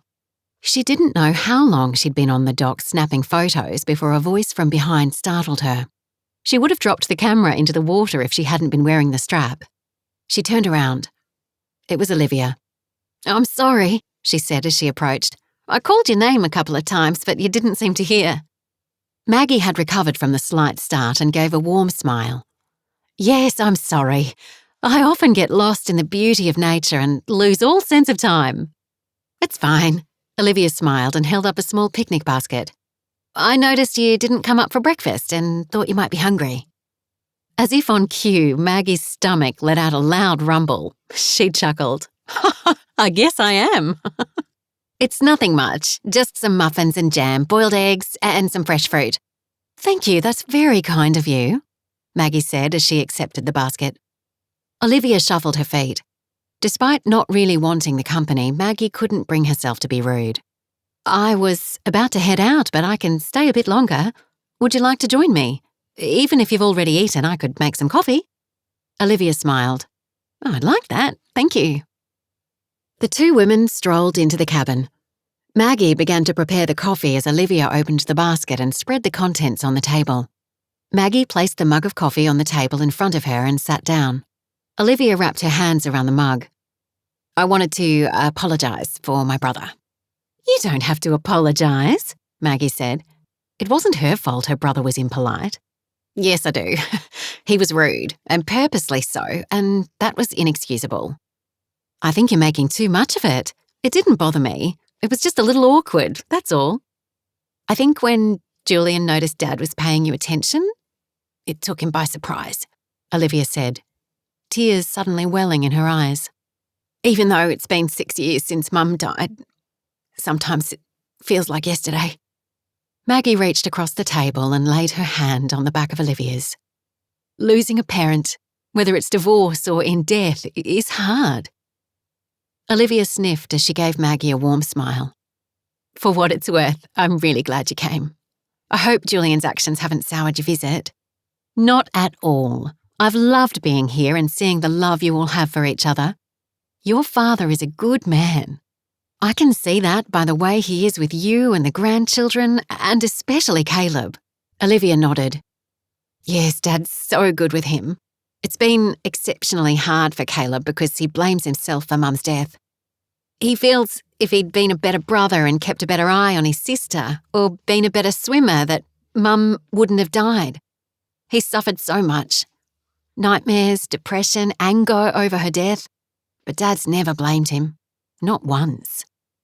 I can't begin to imagine what it's been like for Caleb to go through that ordeal and then carry that kind of guilt through his childhood. He's lucky to have your dad in his life." Olivia nodded. "We all are." Maggie was tempted to leave without saying goodbye to Frank, but that would have been cowardly, not to mention discourteous. If anything had been ingrained into her, it was that manners mattered. So, despite the awkwardness, after she hugged Olivia, she drove up to the horse stables where Frank was working to say goodbye. He, too, once again apologised for his son's behaviour. She waved it off and left with an open invitation to come back and visit any time. It was that open-ended invitation that she contemplated now as she headed towards the next station. Although nothing had been verbalised, she sensed that a thin, delicate thread had been formed between her and Frank, and she recalled the tingle of excitement inside when he squeezed her hand before she left. In the last 18 months since her divorce was finalised, she'd been too focused on her own pain and the betrayal that she hadn't thought about her own healing or how to move on. But maybe it was time she started thinking about her life and moving forward, like Serena had encouraged. She couldn't deny that she wanted to see where this thing with Frank might go, but she needed to leave it with God. She needed to trust him to lead and guide, to pave the way, because on the surface, it would be an impossible relationship. She sent up a prayer and asked for peace. With her mind and heart lighter, she focused on her next destination. Mount Elizabeth Station was quite different from Goddard Downs. Not only was it 3 times the size at 500,000 acres, in addition to raising cattle, it also offered tourist attractions like camping and hiking, and it even had a bed and breakfast on site. Upon arrival, Maggie met with Emily Martin, one of the owners. Emily and her husband Jensen had managed the station with their 3 children for the past year.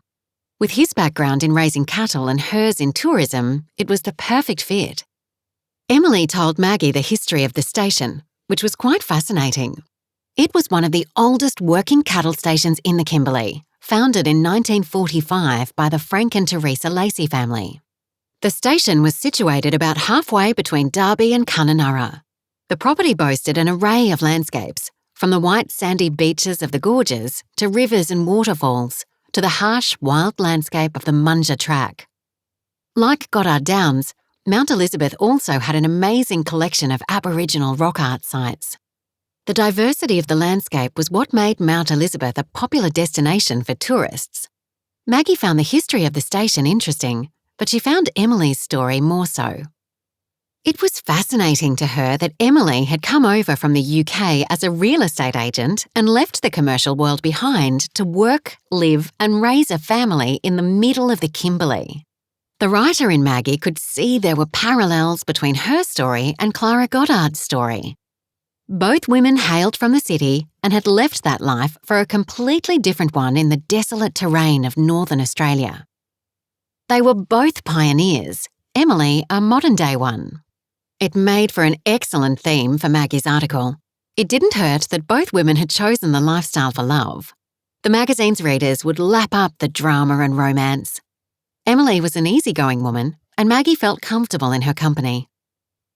They spent the next few days exploring the grounds, although this time, rather than getting out and experiencing firsthand what it was like to work on a cattle station, Maggie remained a spectator and took pictures and notes. She was sure Emily would have let her join in had she asked, but Maggie didn't have the same desire to experience things firsthand like she'd had at Goddard Downs. There, the station had been more family-focused, and everyone joined in. Although it was family-owned, Mount Elizabeth was a much bigger operation and ran like a well-oiled machine. Maggie didn't want to get in the way of their processes. Besides, she had plenty of information and pictures for her article.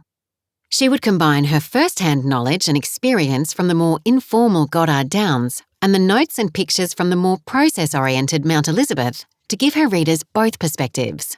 She'd been staying in one of the bunkhouses where the workers stayed, but on her last night there, Emily suggested she get the full tourist experience and stay in the bed and breakfast.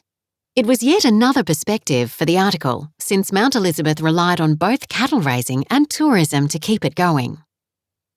The next day, she was scheduled to drive to Rosewood Station near Lake Argyle. The fact that she would have to pass by the road that took her to Goddard Downs did not escape her thoughts as she headed off. She capitulated for over an hour, trying to decide if she should stop by again or not. She could always get some more information and interviews for her article, but deep down, she knew the only reason for wanting to return to Goddard Downs was to see Frank. Deep in thought, she didn't see a long branch straddling the road until it was too late. When she jammed on the brakes, the Jeep dug into the dirt and skidded, but there wasn't enough time to stop before hitting it. Her heart pounded as she gripped the wheel tightly, waiting for the impact. Thankfully, the branch was dry and crumpled beneath her tyres. When she brought the car to a stop, she sat for a few minutes to settle herself and to offer a prayer of thanks to the Lord for keeping her safe. Once calm, she climbed out to inspect the damage. All the tyres seemed to be okay. None were visibly flat, but she inspected each one and listened for any hissing noises that would indicate a puncture. She grabbed a flashlight from her safety kit and bent down in front of the Jeep to inspect the undercarriage. There was one superficial scratch on the heat shield, but nothing else that she could see. Although the extra height of the vehicle made it difficult for her to get in, she was now glad for it, since that height had probably kept the undercarriage from becoming damaged. She did one more cursory glance around the Jeep to ensure all was in order and shifted the tree off the road as much as she was able before climbing back in and starting the engine. This was not an area she wanted to be stuck in. She hadn't seen another car for over an hour. She needed to get closer to civilization in case something did go wrong, although she prayed nothing would. The vehicle started straight away and the engine sounded just fine. She drove the next few kilometres slowly, listening for any strange noises, but nothing came. The Jeep drove normally, and there was no pulling to one side or the other. No emergency lights came on either, so she figured she was in the clear. After about an hour, she turned the radio back on and relaxed. 4 hours later, she neared the turn-off for Kununurra and Goddard Downs. In a split-second decision, she indicated right and took the turn-off for the station. Her pulse throbbed double time as she neared the outbuildings. She almost turned around. What if Frank had only said she'd be welcome any time just to be polite? They'd had no contact since the day she left, and she hadn't called ahead to let him know she was coming. She was simply turning up out of the blue. It was a stupid idea. But maybe she could ask Frank to check the Jeep for her. The road to Rosewood Station, her next destination, was supposed to be quite rough. She could say she stopped by to see if he could take a look at the Jeep to make sure everything was okay for her to make that trip. After all, she did hit a pretty large tree branch, and even though she couldn't find anything wrong with the Jeep at the time, she wasn't an expert. During her time at Goddard Downs, she'd picked up that he was mechanically inclined. In fact, almost all the men on the stations were. They had to be because they were so remote. There weren't mechanics on every corner like there were in the city. If something broke, he or one of the men had to fix it. As luck would have it, he was coming out of the main house as she approached. Her heart pounded, but the broad grin on his face told her she had nothing to worry about. "Well, hello, stranger," he greeted her warmly on the driver's side as she pulled up. "To what do I owe the pleasure? Olivia didn't say anything about you coming back so soon." Maggie felt a little flush of guilt at not having called first, but tried to ignore it. "Sorry, no, I didn't call. I probably should have." No, that's perfectly fine. No need." He waved off her concern. "You're always welcome. What brings you here?" She swallowed hard. "I was heading to Rosewood Station and I ran over a tree." His face creased in a mixture of amusement and concern. "You hit a tree?" He stepped back and gave the vehicle a quick once-over before returning his attention to her. Maggie tried to smother her laughter. "No, I didn't hit a tree. I ran over one." He cocked one brow and waited while she explained. "A tree had fallen across the road. I came around a curve and was going too fast to avoid it. I slowed as best I could and then I just..." Maggie shrugged her shoulders. "Drove over it." "Well, all righty then," he said with a laugh. "You aren't injured, are you?" "No, I'm fine. It was an old dead tree and it was quite brittle." Then she quickly added, "I checked the tyres and the undercarriage to make sure nothing was damaged. There's nothing I could see, and it didn't make any funny noises on the way. But I thought I'd stop by and have you take a look just to be sure. I probably should have called first to make sure you had time. I didn't mean to interrupt your day." She was talking too fast but couldn't stop herself. It was a silly decision to have come. "Of course you aren't interrupting. Besides, you don't want to head down the road to Rosewood if you think something might be wrong. It's desolate territory during the day and worse once the sun goes down. As it so happens, I have time. If you'll drive me over to the shop, I'll take a look at it now." "Are you sure? I don't want you to change your plans because of me." Frank put a hand over his heart. "I solemnly swear that you are not interrupting or that I am changing my plans to accommodate you. Scout's honour." He struggled to keep a straight face under her scrutiny. The corner of his mouth was twitching, and she couldn't help but laugh when his blank expression folded into an impish grin. Okay, I give up. Thank you so much. I really appreciate it," she said. "It's my pleasure." With that, he hopped onto the passenger seat and gave her directions to the station's workshop, a large steel building with 4 oversized bays. He opened the second bay and had her pull in. One of the station's trucks was on one of the 4 lifts, attended to by a hand she didn't know. Frank came around to the driver's side and held her door as she climbed out. She was acutely conscious of his physical presence, and the very air between them seemed electrified. I'll give it a thorough inspection, so it might take a bit of time. You can wait here, or I can have one of the men drive you to your cabin if you'd be more comfortable there. Maggie liked that he'd called it her cabin. She would have loved to spend more time there, but she wanted to be here, with Frank. She wanted to spend time with him, even if it would be underneath her Jeep. She smiled into those pale blue eyes, her heart beating a crescendo. "Thanks, I appreciate the offer, but I'd rather stay here with you," she gulped. She hadn't meant to say that. Quickly, she added, "I mean, in case you find anything, so I know what to watch for." Uh-huh. Sounds logical. But it was clear he didn't believe her flimsy excuse. He chuckled to himself with that familiar twinkle in his eye as he turned his attention to the vehicle. What could have probably been done in half an hour turned into a 2-hour inspection from top to bottom. Though they chatted back and forth as he worked, his focus was on her Jeep. He was thorough, she had to give him that. And she appreciated that he was taking the time and care to ensure she was safe. But she also wondered if perhaps he was dragging it out on purpose. She didn't want to speculate about his intentions, but the thought that he might be as happy to see her as she was him made her as giddy as a schoolgirl. It was a nice feeling. Although he didn't find anything wrong with the vehicle, he replaced the fluids and changed the oil. He also thoroughly checked each tyre, including the spare. It was late afternoon when he finally declared her Jeep was in tip-top shape. "I guess I'd better be on my way then. Like you said, the roads are tough to navigate during the day, but more so at night." She glanced at the sun, now low in the sky. "Looks like I won't get there until after dark." Why don't you stay tonight? You haven't eaten since you arrived and you must be hungry. Stay in the cabin and make the journey in the morning. She hadn't been looking forward to making that drive in the dark, and the thought of spending more time with Frank was too tempting to pass up. Besides, he was right. She was starving. While she had protein bars and jerky in the Jeep, she couldn't pass up the opportunity to eat one of Goddard Downs's home-cooked meals. She smiled and replied, "Thank you, that's very kind. I'd love to stay." Well, I'm glad that's decided. Let's get you settled in. Chapter 10. Dinner that night was not what Maggie had expected. The older children had opted for a pizza and movie night and were outside on the front lawn with some of the other children from the station watching a movie on a projection screen.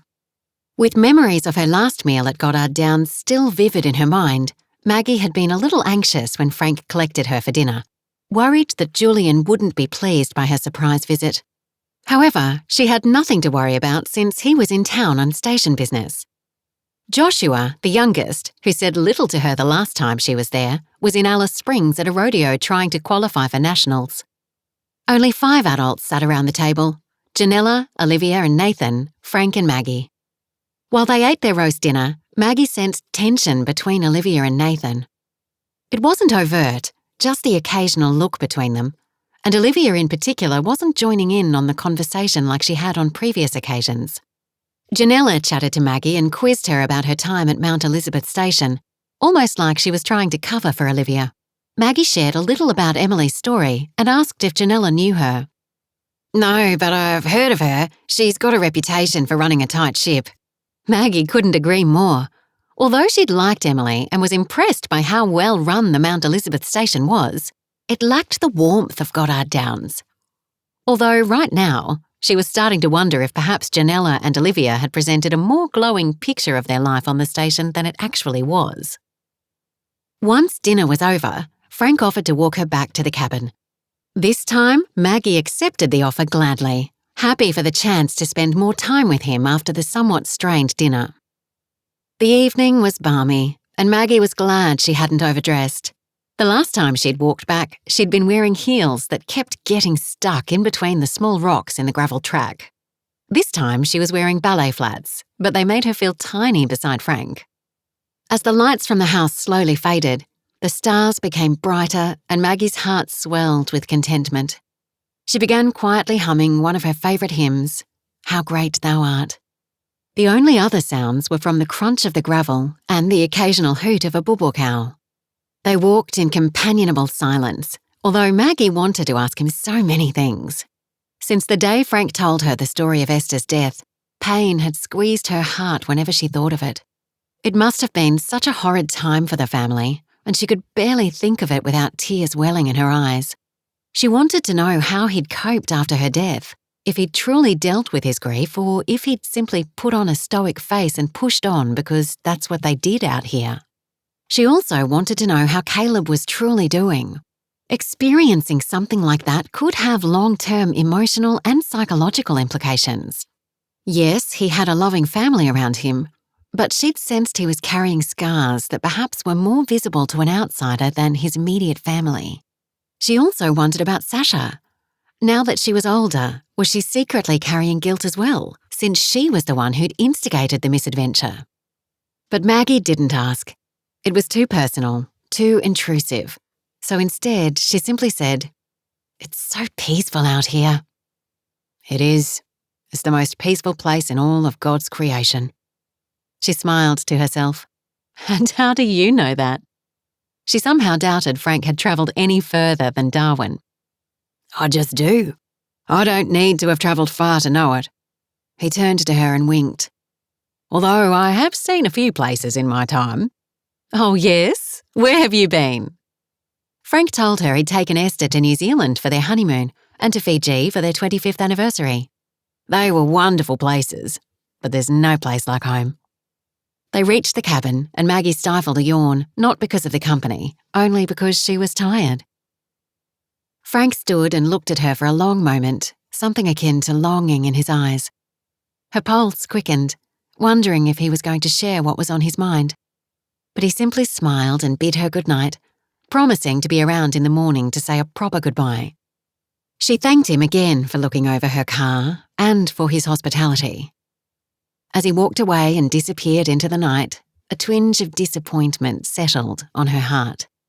Maybe she'd imagined there was something between them. Or perhaps it was simply that neither knew how to cross that imaginary line separating friendship and something more.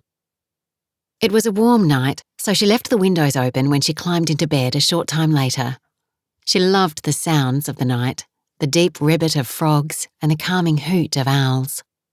She'd almost fallen asleep when she heard raised voices. Curious, she slipped out of bed and went to the window. She pulled back the curtain and vaguely made out the silhouettes of two figures on the dock. The moonlight wasn't strong enough to see them clearly. However, as their voices floated up through the window, she recognised them as Nathan's and Olivia's. At first, Maggie thought she was intruding on a romantic interlude, but it became quickly apparent that they were arguing. "It's been 6 years, Olivia." "I know how long it's been, Nathan," Olivia said with obvious frustration in her voice. "It was my mother who died. I miss her every day. I don't need a reminder of how long it's been since the time I last got to see her." Maggie quickly dropped the curtain. They clearly thought they were alone, and she didn't want to intrude on a private conversation.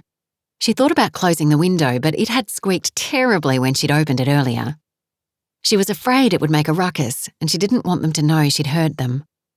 Quietly, she tiptoed back to bed and laid down, hoping they'd walk back to the main house. But much to her dismay, they continued arguing right outside the cabin. "Oh, I'm sorry, that's not what I meant. I know you miss her and feel her absence every day. But my point is, when do we move on? When do we start our lives?" "What do you mean, when do we start our lives? We got married, didn't we? We have 2 beautiful children that we're raising surrounded by a loving family. How is that not starting a life?" "You're purposely twisting my words, Olivia. I mean, when do we start living out our dreams and not your dad's? I never thought this would be our permanent home. I understood that you needed to be with your family when your mum died, and I supported that. But I thought we'd eventually move back to the city and raise our family there, and you'd want to finish your degree." "Of course I want to finish my degree. That's not fair. You know what it means to me, but Dad needed me here. Needed us here. You and me." Needed being the operative word, Liv. Past tense. And he may have needed you, but he never needed me. He has Julian and Joshua. I'm just his daughter's husband. A figurehead. But that's beside the point. You're not just a figurehead. You can take a more active role in the station. All you have to do is say something, Nathan. But I don't want that. I never have. I'm a city boy, born and raised. This is your family's dream, not mine. Are you even listening to me? Maggie cringed at his tone. She'd heard it many times in her husband's voice. But where Cliff's had just been cold and accusing, Nathan's was laced with hurt and frustration. Of course I am. But what do you expect me to do? Pack up and leave my dad and brothers just like that? What do you want from me? I want you to put me and the kids first. Maggie shut her eyes tightly and put her hands to her ears to block out their voices. She couldn't take the pain and despair that was threaded through every word. It was heartbreaking to hear the young couple's strife. To distract herself, she hummed one of her favourite tunes, I Can Only Imagine by Mercy Me. The chorus always gave her strength and chills at the same time. In the worst of times, she would sing this to herself and it would bring her hope. Knowing that one day she would walk with the Lord gave her peace and strength. She often wondered what she would do when she was surrounded by His glory. Would she dance for joy in front of Him? Or like the song said, would she, in awe of you be still? She didn't know how many times she hummed the song, but sometime later the voices faded. She guessed Olivia and Nathan had returned to the main house. Her heart went out to them. She couldn't imagine the struggle they were going through. Nathan living a life he never wanted, but trying to support his wife and her family in a difficult time, and Olivia torn between being loyal to her dad and family and to her husband. It was a difficult spot to be in for them both, and Maggie didn't envy their position. Silently, she prayed to the Lord to guide them in these troubled times. Dear Heavenly Father, I come to you in prayer, not for myself, but for Olivia and Nathan. You know each one of your children's hearts, and you know the strife on these two. I pray that through this difficult time they can lean on each other and on you. Remind them they're not alone, and that together, through you, they can overcome anything. Open their hearts and minds to your guidance. May they share in the belief that you have a plan for them and grant them both courage and peace as they work this out together. I pray all these things in your blessed name. Amen. It was a long time before Maggie fell asleep. Even after praying for the young couple, her heart and mind were heavy. Try as she might, she couldn't help but think about her own marital struggles. Her only hope was that their fate would have a happier ending than hers and Cliff's. Morning came much too soon, and it was a struggle to get out of bed. Even after 2 cups of coffee, Maggie couldn't stave off the exhaustion from the night before. This didn't bode well for her journey that morning, as it was still quite a long drive to Rosewood Station. She'd have to make a point of stopping every hour to get out and stretch and get the blood flowing since she needed to be alert. When she drove up to the main house just before 7 to say goodbye to Frank, Olivia was standing with him on the veranda, the 2 children playing nearby. She frowned as Maggie got out of her Jeep and walked towards them. Maggie? I didn't know you were still here. She stumbled with her words as she shifted her gaze between Maggie and her father. Maggie could all but see the wheels turning in the young woman's mind. She must have been so distracted last night at dinner that it didn't register that Maggie was staying. Yes, I was just coming up to say thanks to your dad and to say goodbye, again. Totally unaware of the brewing situation, Frank smiled and said, We were glad to have you. Besides, I'm always pleased when the cabin can be used. How she wished Frank hadn't mentioned the cabin. She'd hoped she could skate on without letting Olivia know she'd been out there last night. That Olivia wouldn't find out at all, or at least not until Maggie had already left, saving her the embarrassment. But it was too late. Frank had let the cat out of the bag, and by the looks of it, Olivia instantly realised that Maggie would have overheard her and Nathan last night. She visibly paled, and her gaze swung to Maggie's in alarm. Maggie couldn't think of anything to say to alleviate her mortification. All she could think to do was smile apologetically, say a quick goodbye, and get into her car and leave. As Frank walked with her to the Jeep, She made him promise to look her up if he found himself in Darwin. "I might just do that," he said, tipping his hat as she climbed in. As their gazes held, her heart fluttered and she hoped he might say more. He closed her door and nodded. "It was good to see you again, Maggie. Safe travels. And no more running into trees, okay?" She chuckled and started the engine. "Okay. No more trees, I promise." Her heart was heavy as she drove away. Maybe she'd imagined the connection between them. She must have, because Frank had given her nothing other than a smile. She turned on some worship music and focused on her next destination, and determined to put Frank Goddard to the back of her mind. For now, at least. Rosewood Station was the smallest of the stations Maggie was visiting, but it was breathtakingly beautiful. About 100 kilometres southeast of the town of Kununurra, it was situated on the eastern side of Lake Argyll and was currently managed by Brian and Karen Douglas, but had been founded by the Kilfoyle family in the early 1800s. Brian and Karen employed traditional methods in the raising of their cattle, using horses where possible instead of vehicles and modern-day equipment. It was a throwback to how the property had been run when the land was first settled, and Maggie appreciated their genuine effort to adhere to the traditional ways. It also gave her a different narrative for her story.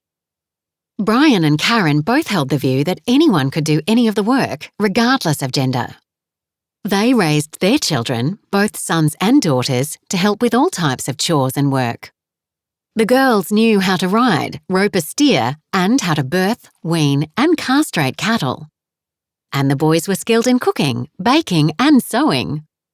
They also took their turns cleaning and scrubbing the house. Maggie found the children's perspective on their lives and the work they did insightful. Being isolated on the station and doing their schooling via the School of the Air, their thoughts and beliefs weren't tainted by society's notions of what boys and girls should or should not do. The sons didn't think it at all weird or beneath them that they could bake a pie, as good, if not better, than their sisters. In fact, they took much pride in that.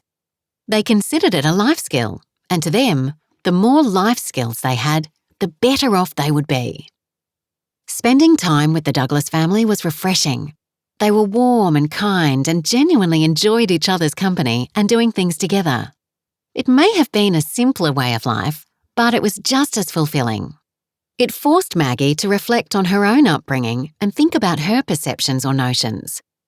While married to Cliff, she had been so preoccupied with the idea of what a politician's wife should have been that she forgot to look in her heart and see who she really was, or focus on what God meant for her to be, instead of on what society expected her to be. Two entirely different things. In her travels to the stations, she'd filled 3 notebooks with interviews, notes, and her own journal entries. It was more than enough for her article for Suzanne. It was more than enough for several articles. In fact, she could even do a collection of pieces on station life with all the material she'd collected. Maybe she could write a book. She didn't know where that last thought had come from. At first, she quickly dismissed it. Old criticisms reared their ugly head.